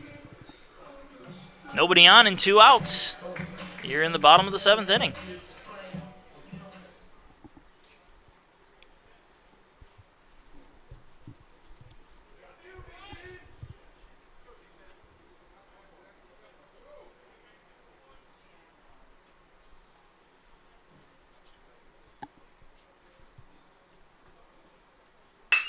Allen's a ground ball through the third base side for a base hit.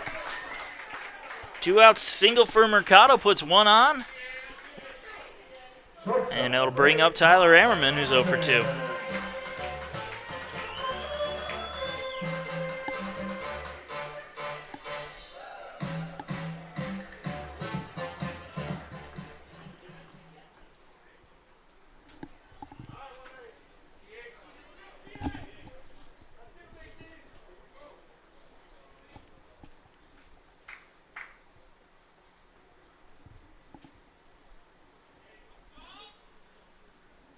First pitch to Ammerman, in there for strike 1.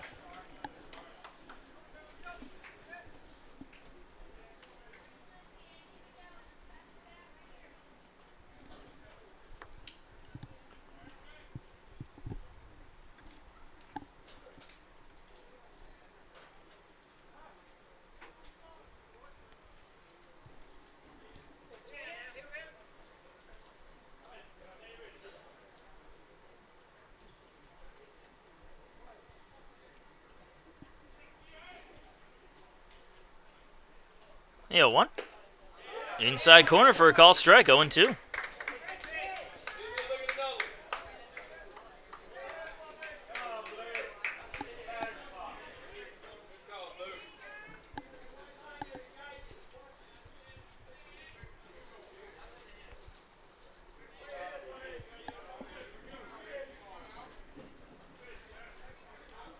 The 0-2 pitch. Outside corner, call strike 3, and that'll do it. Pacers leave one stranded as we go into the top of the 8th. Still 1-0. Pacers over the Patriots.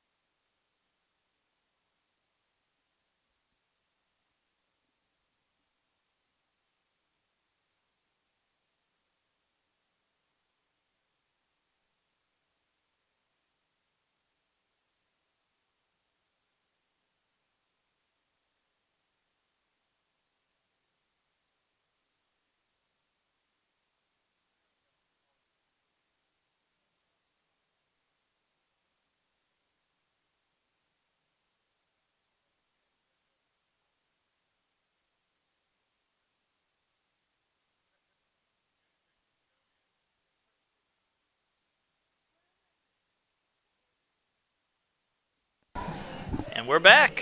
Pinch hitter coming in. Zach Haralambous for Francis Marion. Haralambous, a .250 average, no home runs, 3 RBIs. Pinch hitting for Harris White, who was 0 for 2 with 2 strikeouts. And Riley looks to continue his dominant performance from today's game. A little far inside that time. As for ball 1, 1-0.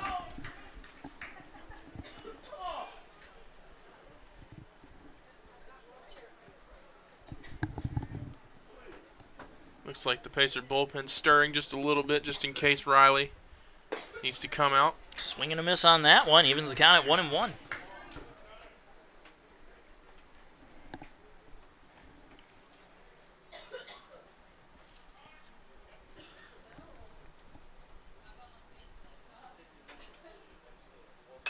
Fouled off, 1-2.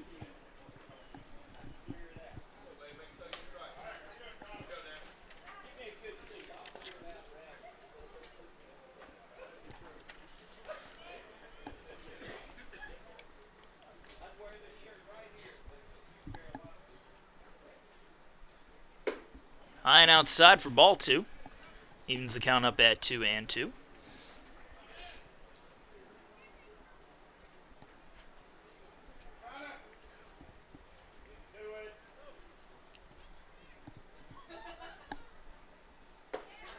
Just misses outside there.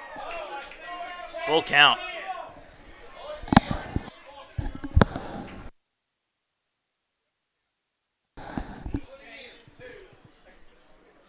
So a full count to Haralambous.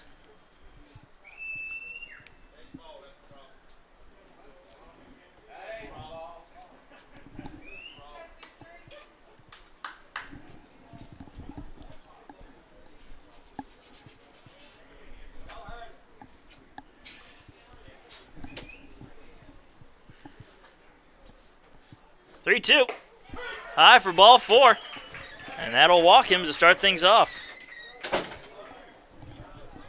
The second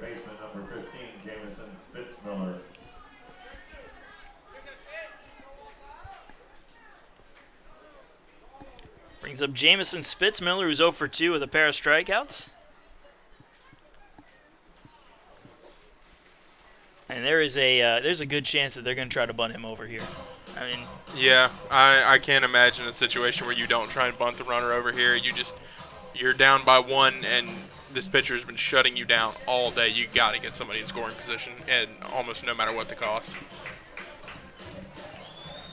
So runner on first with nobody out. Spitzmiller up.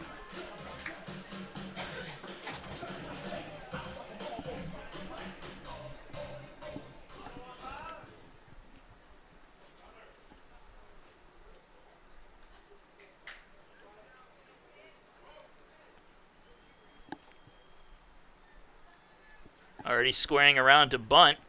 Pitch comes high and inside. Nearly taking out Spitzmiller. That was a nice CU pitch there from Connor Riley. Yeah, that was a good job by Spitzmiller to get out of the way of that one. That one could have been dangerous. That was coming right for his face, and scary moment there. Count 1-0. Again, squaring around to bunt. Pitch on the outside corner for a call strike.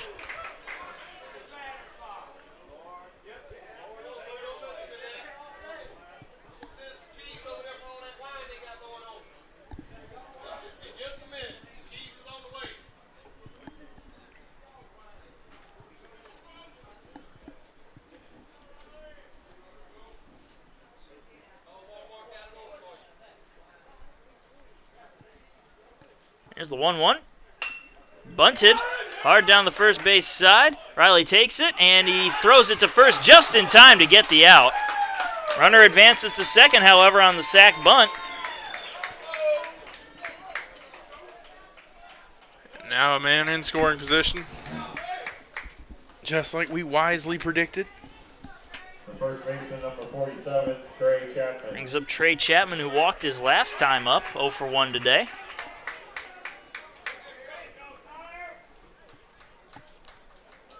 And Durden goes out to have a word with Riley. Runner on second with 1 out, 1-0 to score here in the top of the 8th.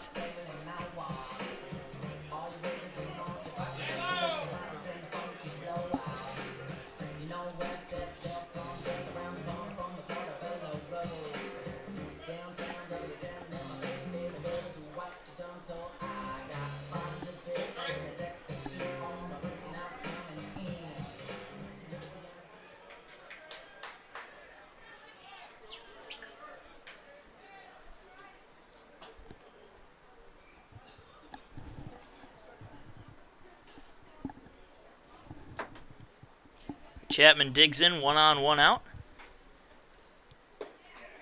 First pitch from Riley just misses low for ball 1.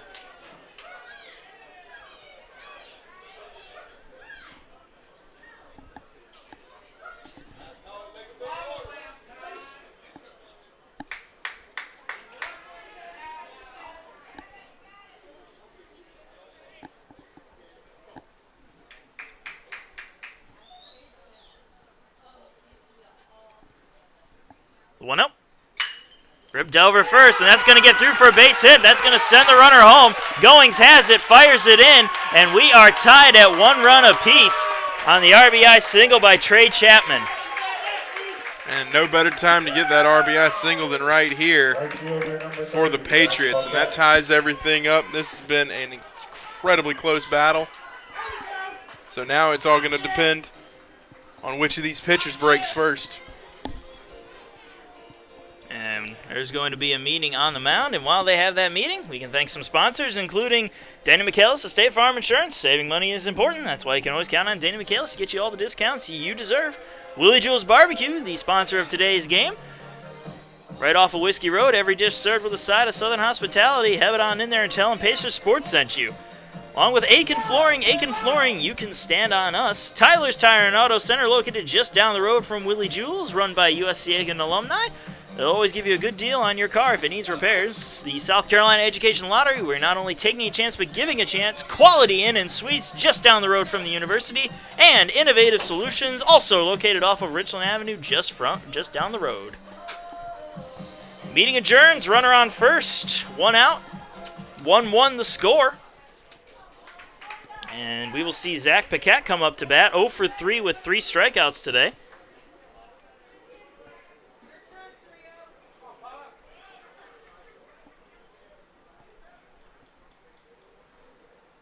And he bunts it high in the air behind the plate. Durden going back for it, and he makes the catch for the second out. Costly mistake there from Paquette. Left fielder number 9, Brooks Kennedy. And that'll bring up Brooks Kennedy, who is 1 for 3 with 2 strikeouts and a single.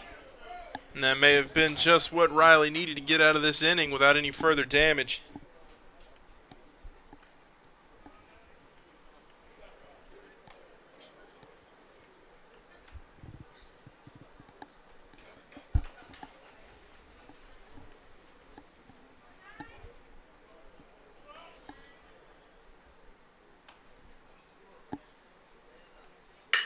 And that one is ripped into right field for a base hit. And now Riley's starting to struggle a little bit up there. The center fielder number 25, Reese Cooley. Brings up Reese Cooley, who's 0 for 3 today. Runners on first and second with 2 outs.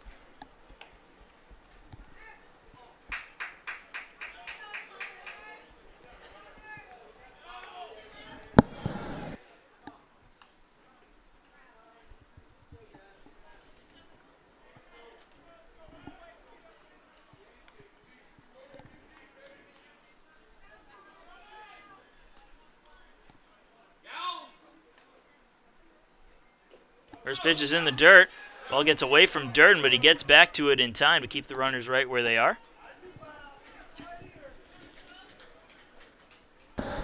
Thinking this may be Connor Riley's last batter of the evening. Yeah, I after his struggles here, I can't imagine he'd continue on into the 9th.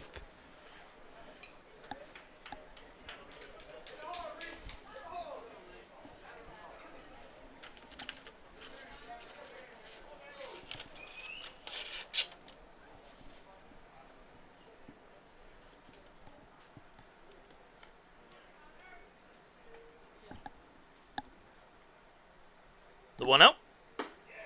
Tails away for ball 2, 2-0.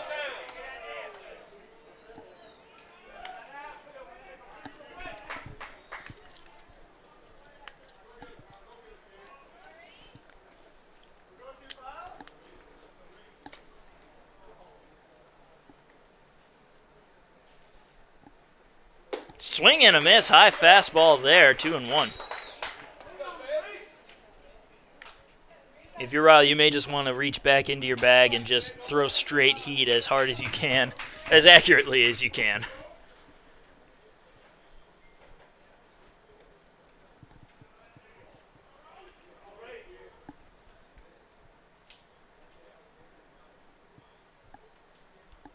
The 2-1. In there for strike 2, 2-2.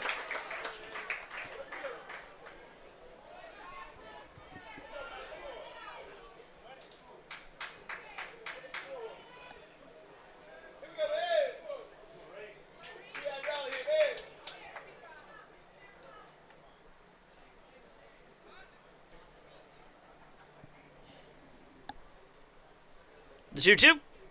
In the dirt, blocked by Durden, full count.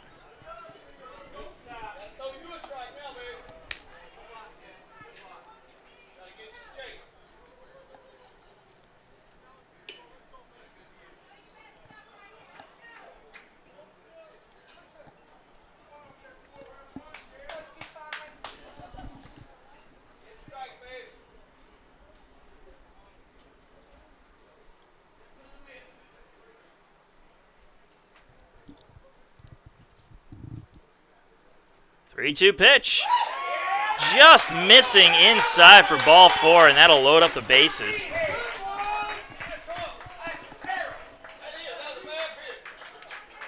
Designated hitter number 21, Logan Koch.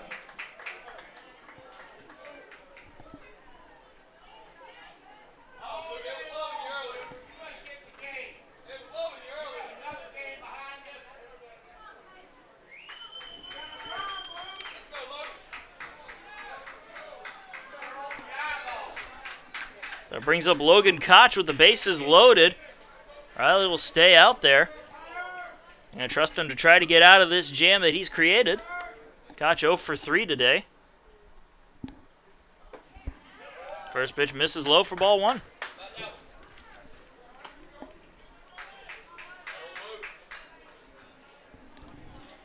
The last thing you want if you're the Pacers right now is to walk home a run. Not just any run, a go-ahead run.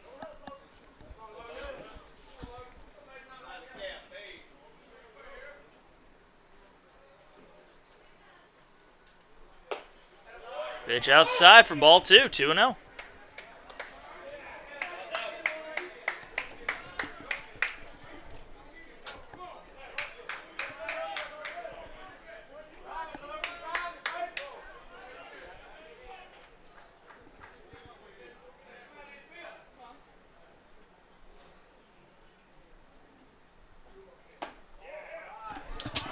High and inside for a ball, 3-0.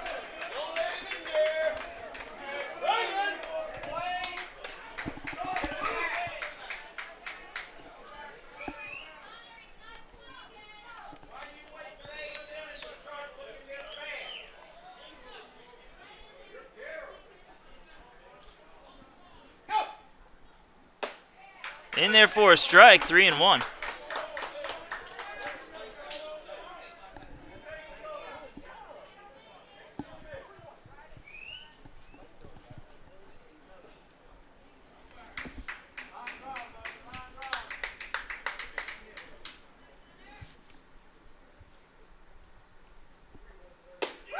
In there for a strike, 3-2. Nice way to battle here from Connor Riley. Now he's just got to shut the door. And no room for error. Bases loaded, 2 outs here in the top of the 8th. It's all tied up 1-1.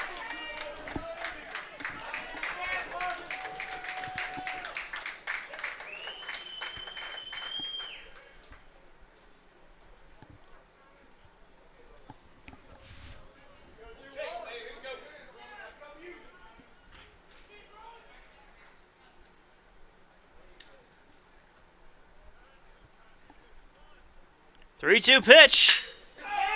And that's going to be a base hit out into right field. 1 run scores. They're waving in another run. He will score. It is a 2-run single for Koch, and it is just all falling apart here for Riley in the 8th inning. And that's just, man, that's such a bummer for Connor Riley. Gave you 8 masterful innings and just kind of fell apart here at the end. And that'll do it. They are going to the bullpen as Connor Riley's night is taking an unfortunate turn and it's just completely falling apart. He will go to the dugout down 3-1.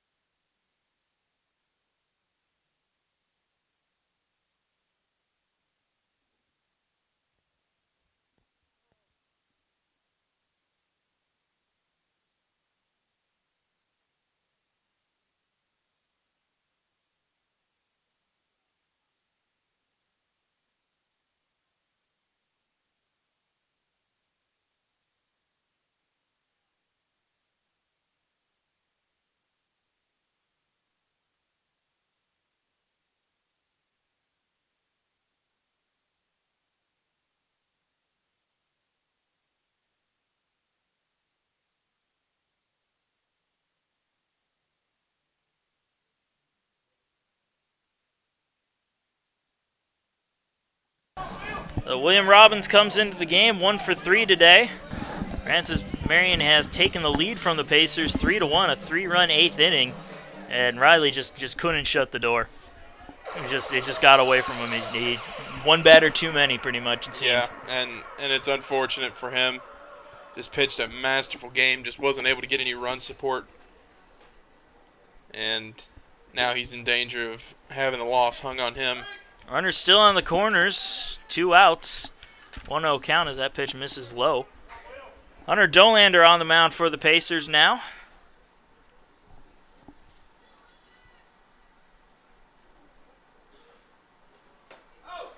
High and inside for a ball. 2-0.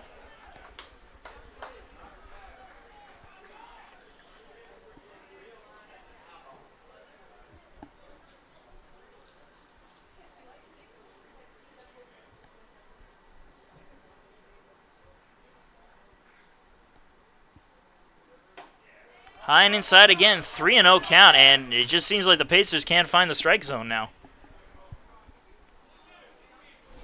Well, it has varied a lot today.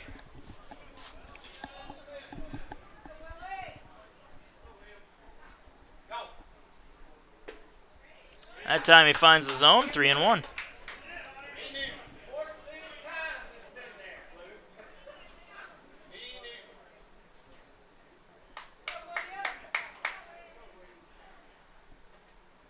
Three-one pitch. Grounded. Second. Mercado has it. Throws to first to end the bleeding, but the lead has changed. It's 3-1 as we go into the bottom of the 8th. Pacers coming up.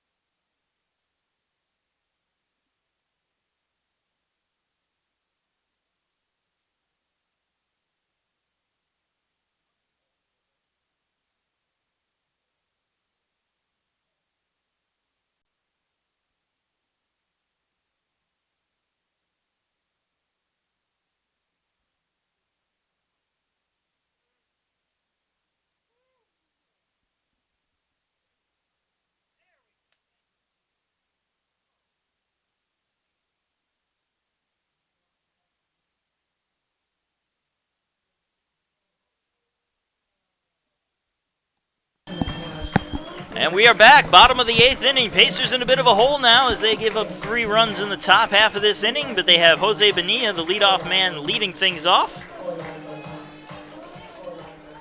Bonilla 0 for 2 today with a walk and a run scored. That run all the way back in the first inning. They have not been able to solve Ducharme very much at all today. Yeah, no, Ducharme has been just as masterful as Connor Riley was. Now the Pacers will hope for a similar end to his day that Connor Riley received. First pitch missed outside. Looks like a good pitch, but again, just outside that strike zone. That strike zone's been everywhere today. It has. It really has.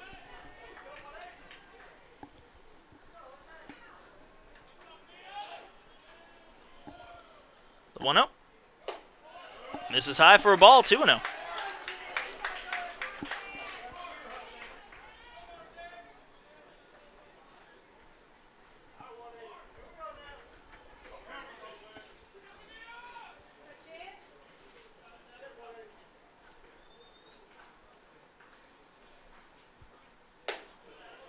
2-0 misses high and outside. 3 balls, no strikes.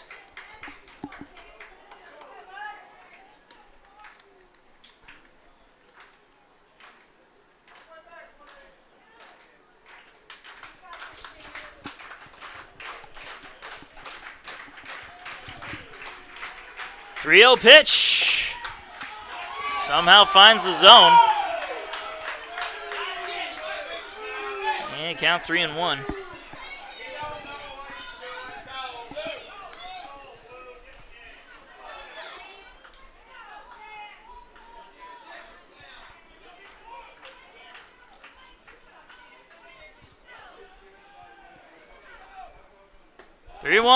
Ball 4, and now Bonilla will walk. Just took an extra pitch. He'll walk on ball 5. Ball 5, basically. And now a meeting on the mound here for the Patriots. And we may have a pitching change coming up now. Yeah, I think we will. That is exactly what's happening. So a pitching change for the Francis Marion Patriots. And we will we'll continue on with the bottom of the 8th inning. 1 on, nobody out, with John Banks due up.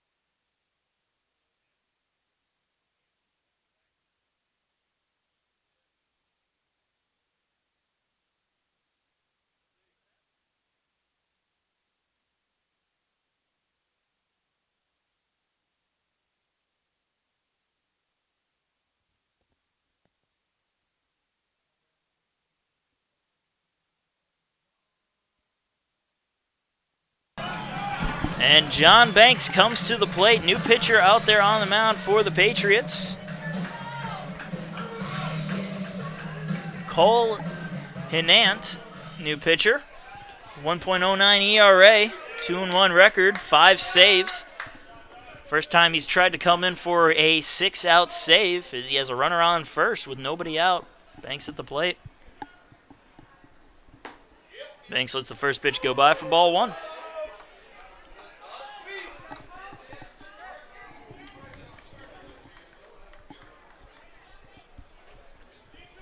Check throw over to first. Bonilla makes it back safely.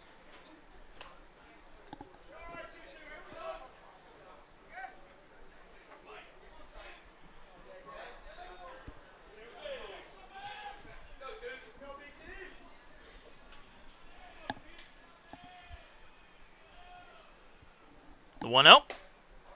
That's in there for a strike. 1-1.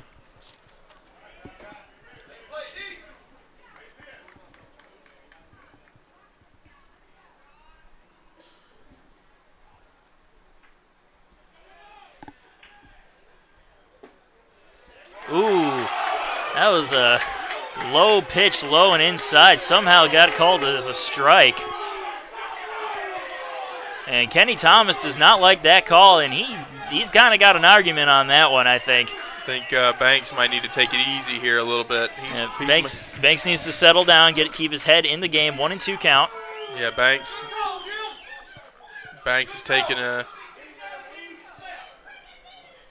And Price coming over, trying to talk John Banks down a bit, make sure he doesn't get thrown out of the game. Yeah, quietly whispering in Banks' ear, "Hey, shut up, calm down. Shut up, calm down before you get tossed." Just very calmly. Yeah, I mean Banks, he's in dangerous. He's in the danger zone here. Needs to relax. And Pacer fans are making their opinions heard. Pacer fans, Francis Marion fans. Definitely a tense environment here today at Roberto Hernandez Stadium. Everybody seems to be on edge, even the players. That might be the most emotional I've seen any Pacer player or even Kenny Thomas get all season. Coach Thomas was not happy about that call. The 1-2. Low and away for a ball, 2-2. But the problem with that reaction from Banks is the next time he gets a borderline pitch, that could sway the umpire's opinion. That's true, yeah. You know? But also one thing you could look at is it could pump him up, and if he gets a pitch that he can hit, he can do some damage. You never know. Yeah, that's true. He's got power in his bat when he needs to. Well, there's nothing wrong with having that fire. Inside, high and inside for a ball. 3 balls, 2 strikes, full count. And there was that borderline. Well, I mean, didn't really look like a borderline pitch, but the way the calls have been going today, that could have been a borderline pitch. Yeah, well, there's nothing wrong with having that fire, having that emotion, but sometimes you just got to keep it inside, you know. And I know it's hard. Trust me, I definitely understand that. 3-2. Swing and a miss. Chasing one outside. Banks goes down on strikes for the first out. But I definitely understand that it's difficult in certain situations to keep that emotion down, but you got to try. You got to do your best. So Mitchell Price comes to the plate. Price 1 for 3 today with an RBI and 2 stolen bases. He singled his last time up and stole bases to get to third, but ended up stranded there as neither Goings nor Durden could get him home.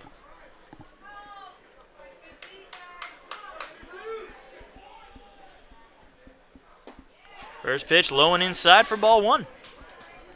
That looked like the same pitch as the one that was called a strike earlier.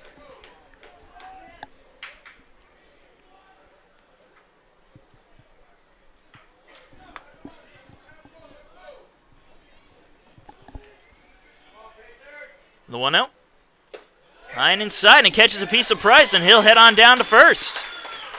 So the tying run is on first base, and that brings up Niall Goings. And the baseball gods giveth, and the baseball gods taketh away. They tooketh away a strike from John Banks, and they gaveth a walk. Gave a free pass to Mitchell Price. Goings 0 for 3 today.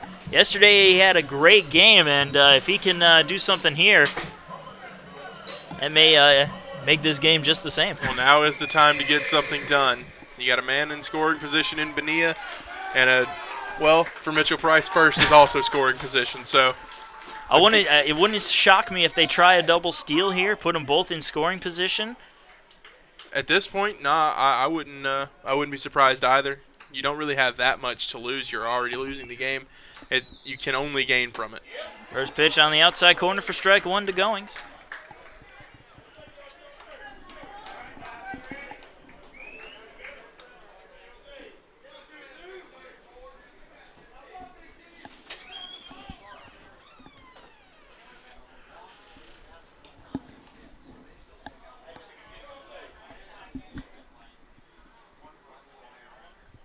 The 0-1. Swing and a miss. Goings went after a bad pitch there. 0-2. That's the kind of pitch you can't swing at in that situation. That is one thing I have noticed about Goings. When he has an opportunity like this, a high-pressure situation, he tends to get a little overly aggressive at the plate. Yeah, he wants to make things happen, and sometimes you just got to sit back and let it happen. Yeah.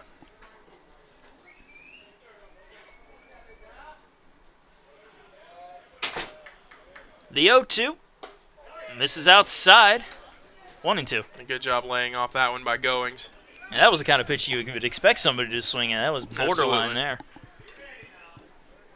So 1-2 count to Niall Goings. Runners on first and second with 1 out.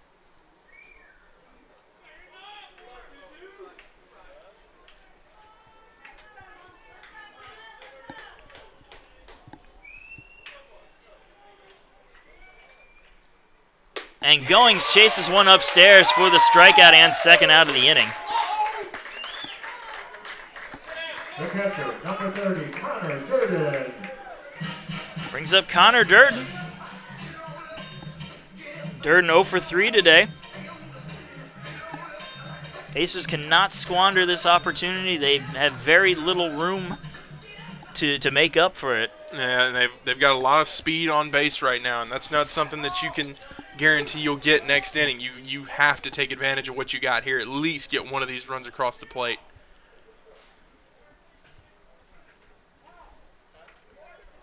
And a call of time here from Durden. Let's see if Durden can channel the Connor Durden of the earlier season and really do something here to open up this ball game again.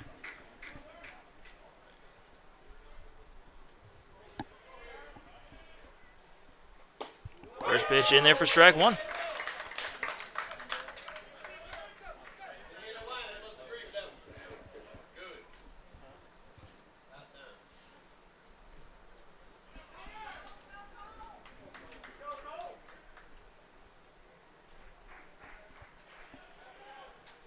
The 0-1, bit low, 1-1. It's a good take by Durden that time. He wanted to go after it, but held up.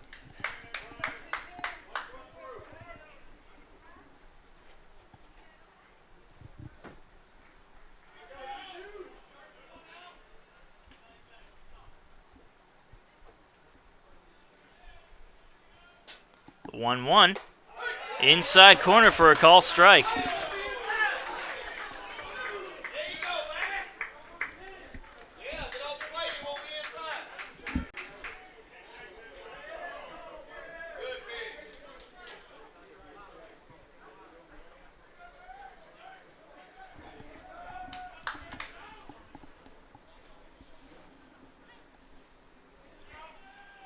And the 1-2 pitch. Durden fouls it off to stay alive.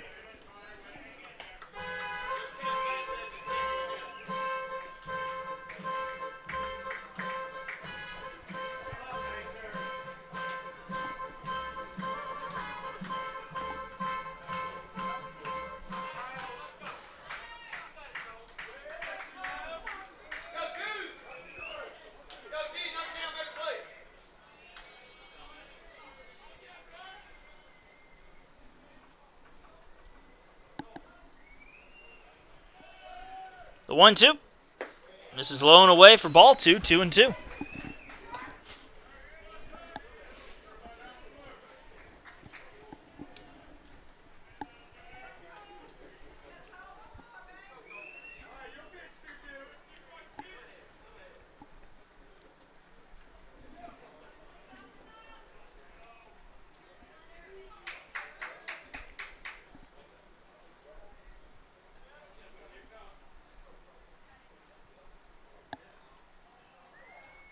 And Durden calls for time. 2-2 count, 2 on, 2 out. Pacers trailing by 2 here in the bottom of the 8th inning. It's 3-1 Patriots.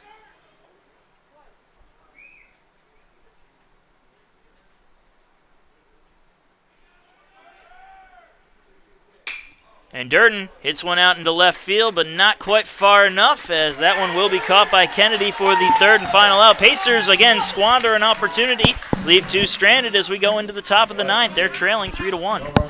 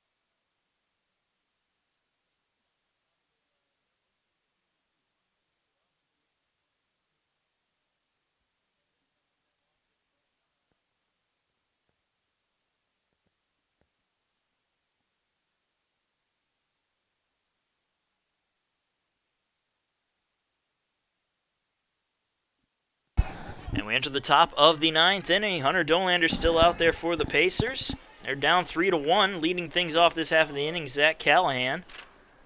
Callahan 0 for 3 today. And he gets a base hit out into left field to start things off here in the 9th inning. Second baseman number 10, Antonio Pino. I'll bring in Antonio Pino.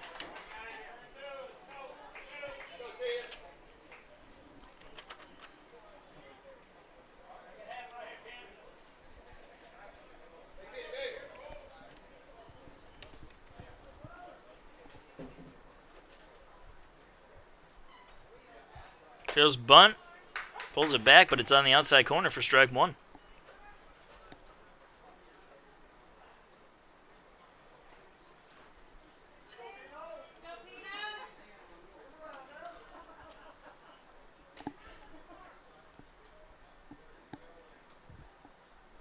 The 0-1, bunted foul, 0-2.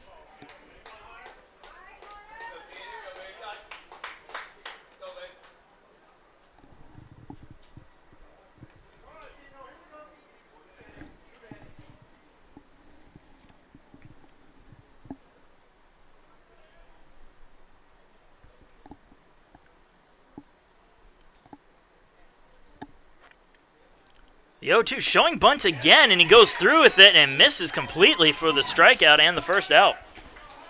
It's an interesting choice there for the bunt try, but he doesn't get it, and that's the first out. That brings up Spitzmiller again. Spitzmiller 0 for 2 with a pair of strikeouts and a sacrifice bunt. Part of that run that the Patriots had in the top of the 8th inning. Runner goes from first, high pitch inside, throw down to second is not in time. Throw was just a little off to the wrong side of the bag, otherwise they may have had him dead to right. So a stolen base there for Callahan. Takes away the conventional double play and puts a runner in scoring position.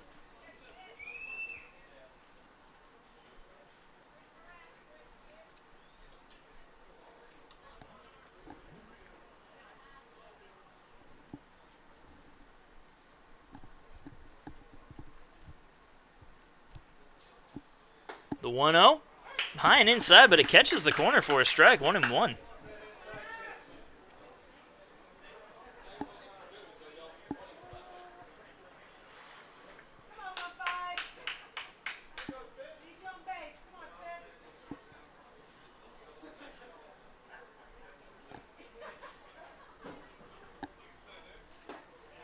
Just missing low, 2-1.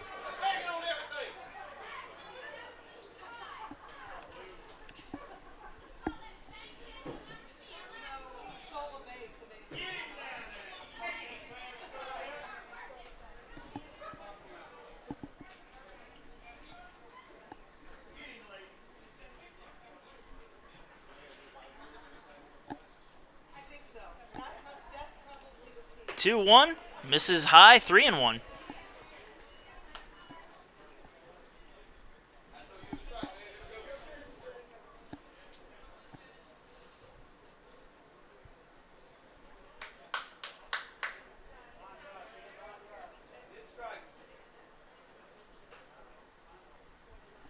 Three-one pitch.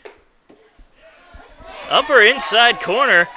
Again, a questionable call. I could have sworn that was ball 4, but Pacers will take it, I'm sure. 3-2 count. Yeah, the strike zone has been so funky today. I'm not sure what's a strike and what's a ball you anymore. Can't guarantee anything at this point. Yeah, nothing is guaranteed for either team at this point.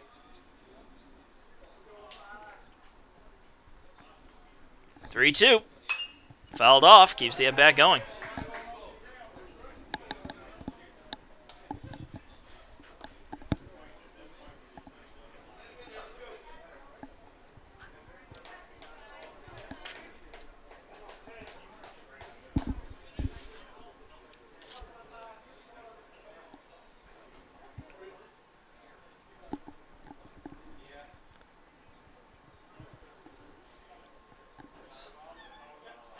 And again, the 3-2 pitch.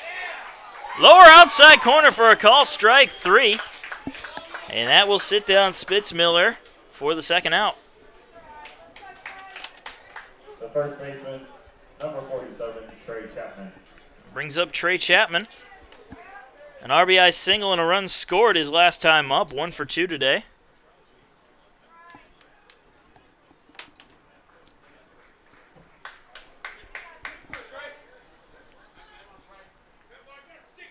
Runner on second base with 2 outs here in the top of the 9th. 3-1 score. First pitch in there for strike 1.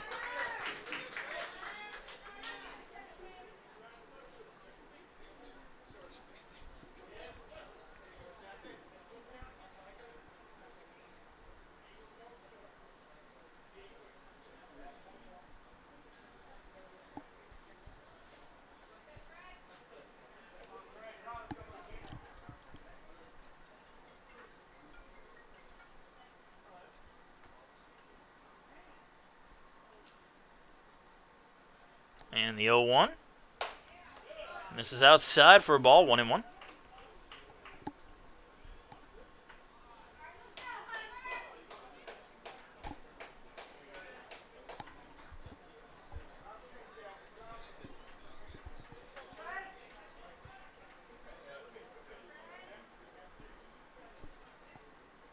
Fouled off, 1-2.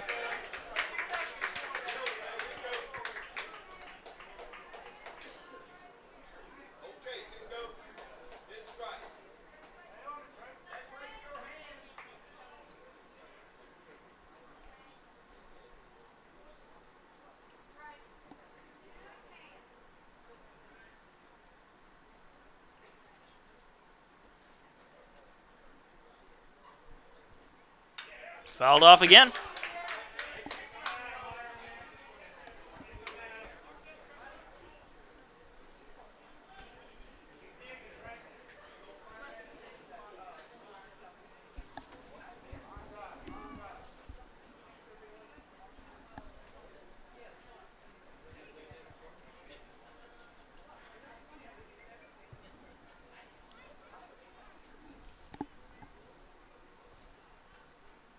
The 1-2. Foul tip into the glove of Durden for the strikeout and the final out. Patriots leave one stranded as the Pacers go into the bottom of the 9th inning with their last ups, trailing 3-1.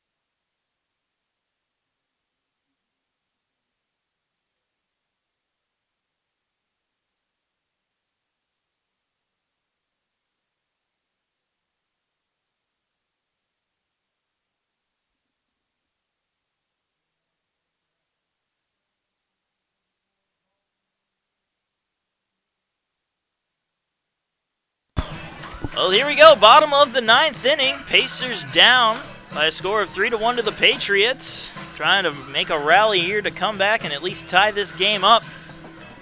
2 to tie, 2 to tie, 3 to win. Dalton Weeks up 0 for 2. He's been hit by a pitch today.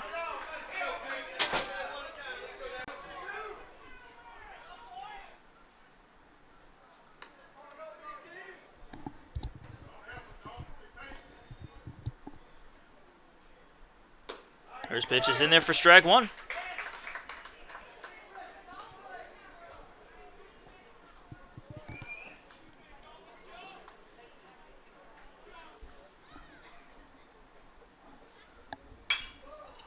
0-1 fouled off, 0-2.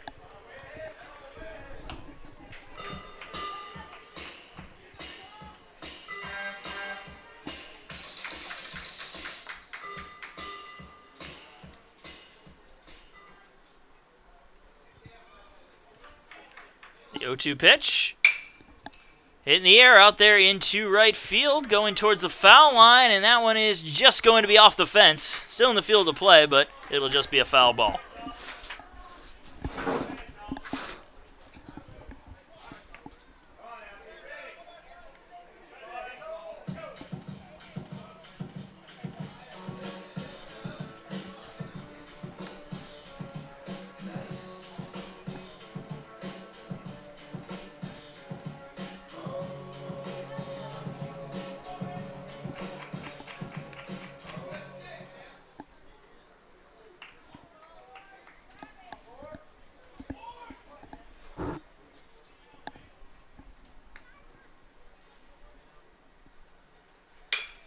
Grounded foul again. Keeps the count right where it is at 0-2.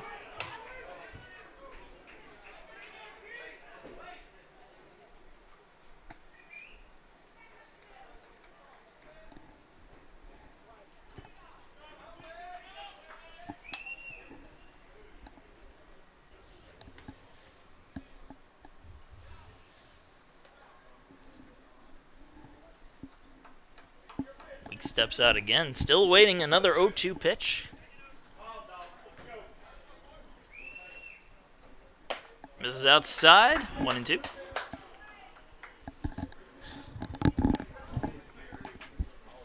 Very important for the Pacers here that Weeks get on base.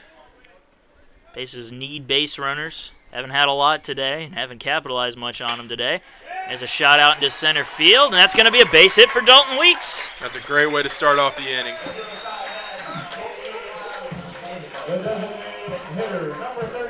That brings up Brian Pereira. Pereira's only had 3 home runs on the year, but boy, what a time it would be to get his 4th. Well, if you're expecting a Brian Pereira home run, watch that right field wall. That's where he likes to go with them.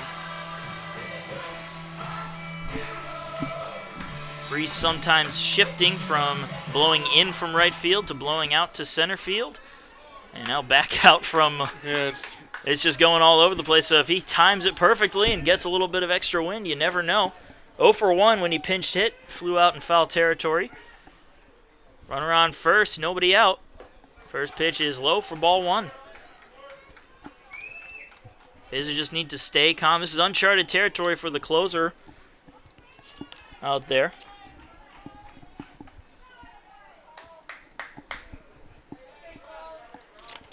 Yeah, Cole Hinnant has never done a 6-out save, they said, so. Yeah, we were made aware of that shortly, or earlier. A short time ago, I think is what I was trying to say there. We get what you mean. Yeah, as long as you understand.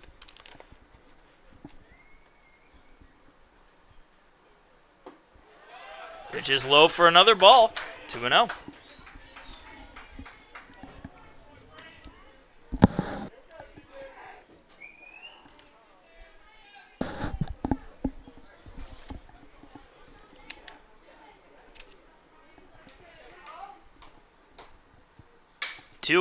Hopper first base side, it'll go foul. And first base coach Ben Donath unable to come up with the little scoop there. He tried. Played baseball at South Aiken High School. Remember, he was part of that team that went to the state championship game. Sadly lost.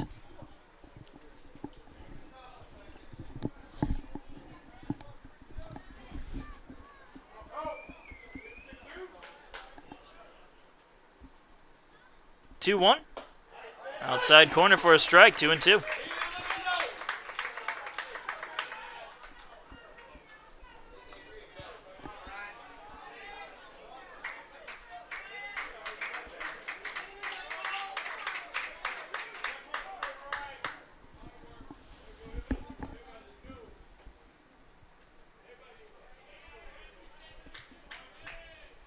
Two-two pitch.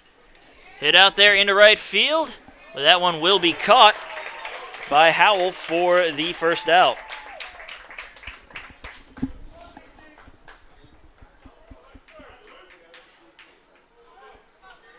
And Pacers are going to have Luke Westerberg come in and pinch hit for Skylar Mercado, who went 1 for 3 with a single. Pitcher for the Pacers, number 23, Luke Westerberg.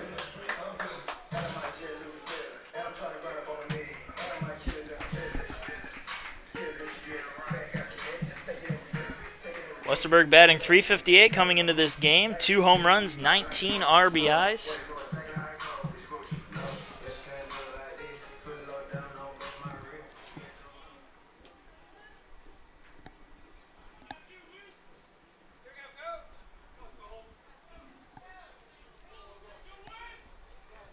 Quick check throw over to first. Weeks dives back safely. 1 on, 1 out for Luke Westerberg.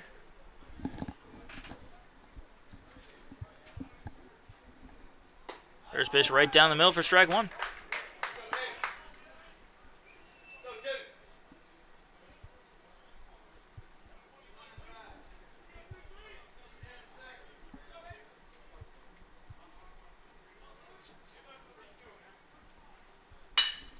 Hit in the air out into right field. Again, a little too hard as it is right there for Howell, who makes the catch for the second out. Now it's all down to Tyler Ammerman, who, to his credit, may not have the highest average on the team, but does have 2 walk-off hits this season, so he's been able to come up clutch. Won't have the chance for the walk-off here, but he does have a couple of home runs, and he can tie it with one right here. We'll see if he has one more in him. 1 on, 2 out. Ammerman with 4 home runs this season. First pitch to Ammerman, outside corner for strike 1.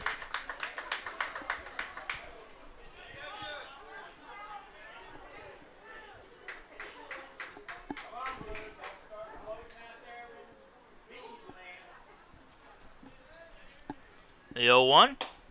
Misses outside. 1-1.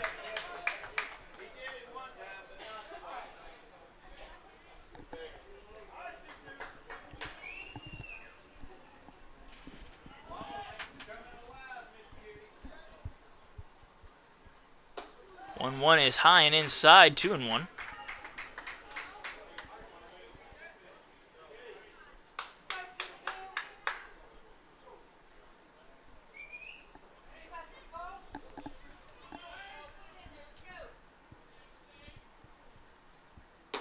Misses outside, 3 balls, 1 strike.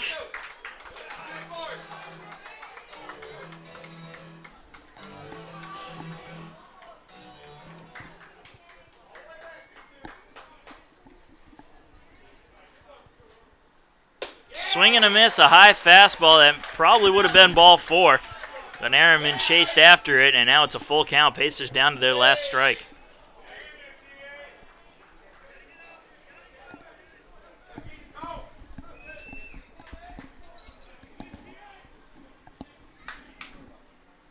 And a swing and a miss, and that will do it. Ammerman goes down on strikes, and the Pacers drop game 1 of the doubleheader, game 2 of the series, by a score of 3-1.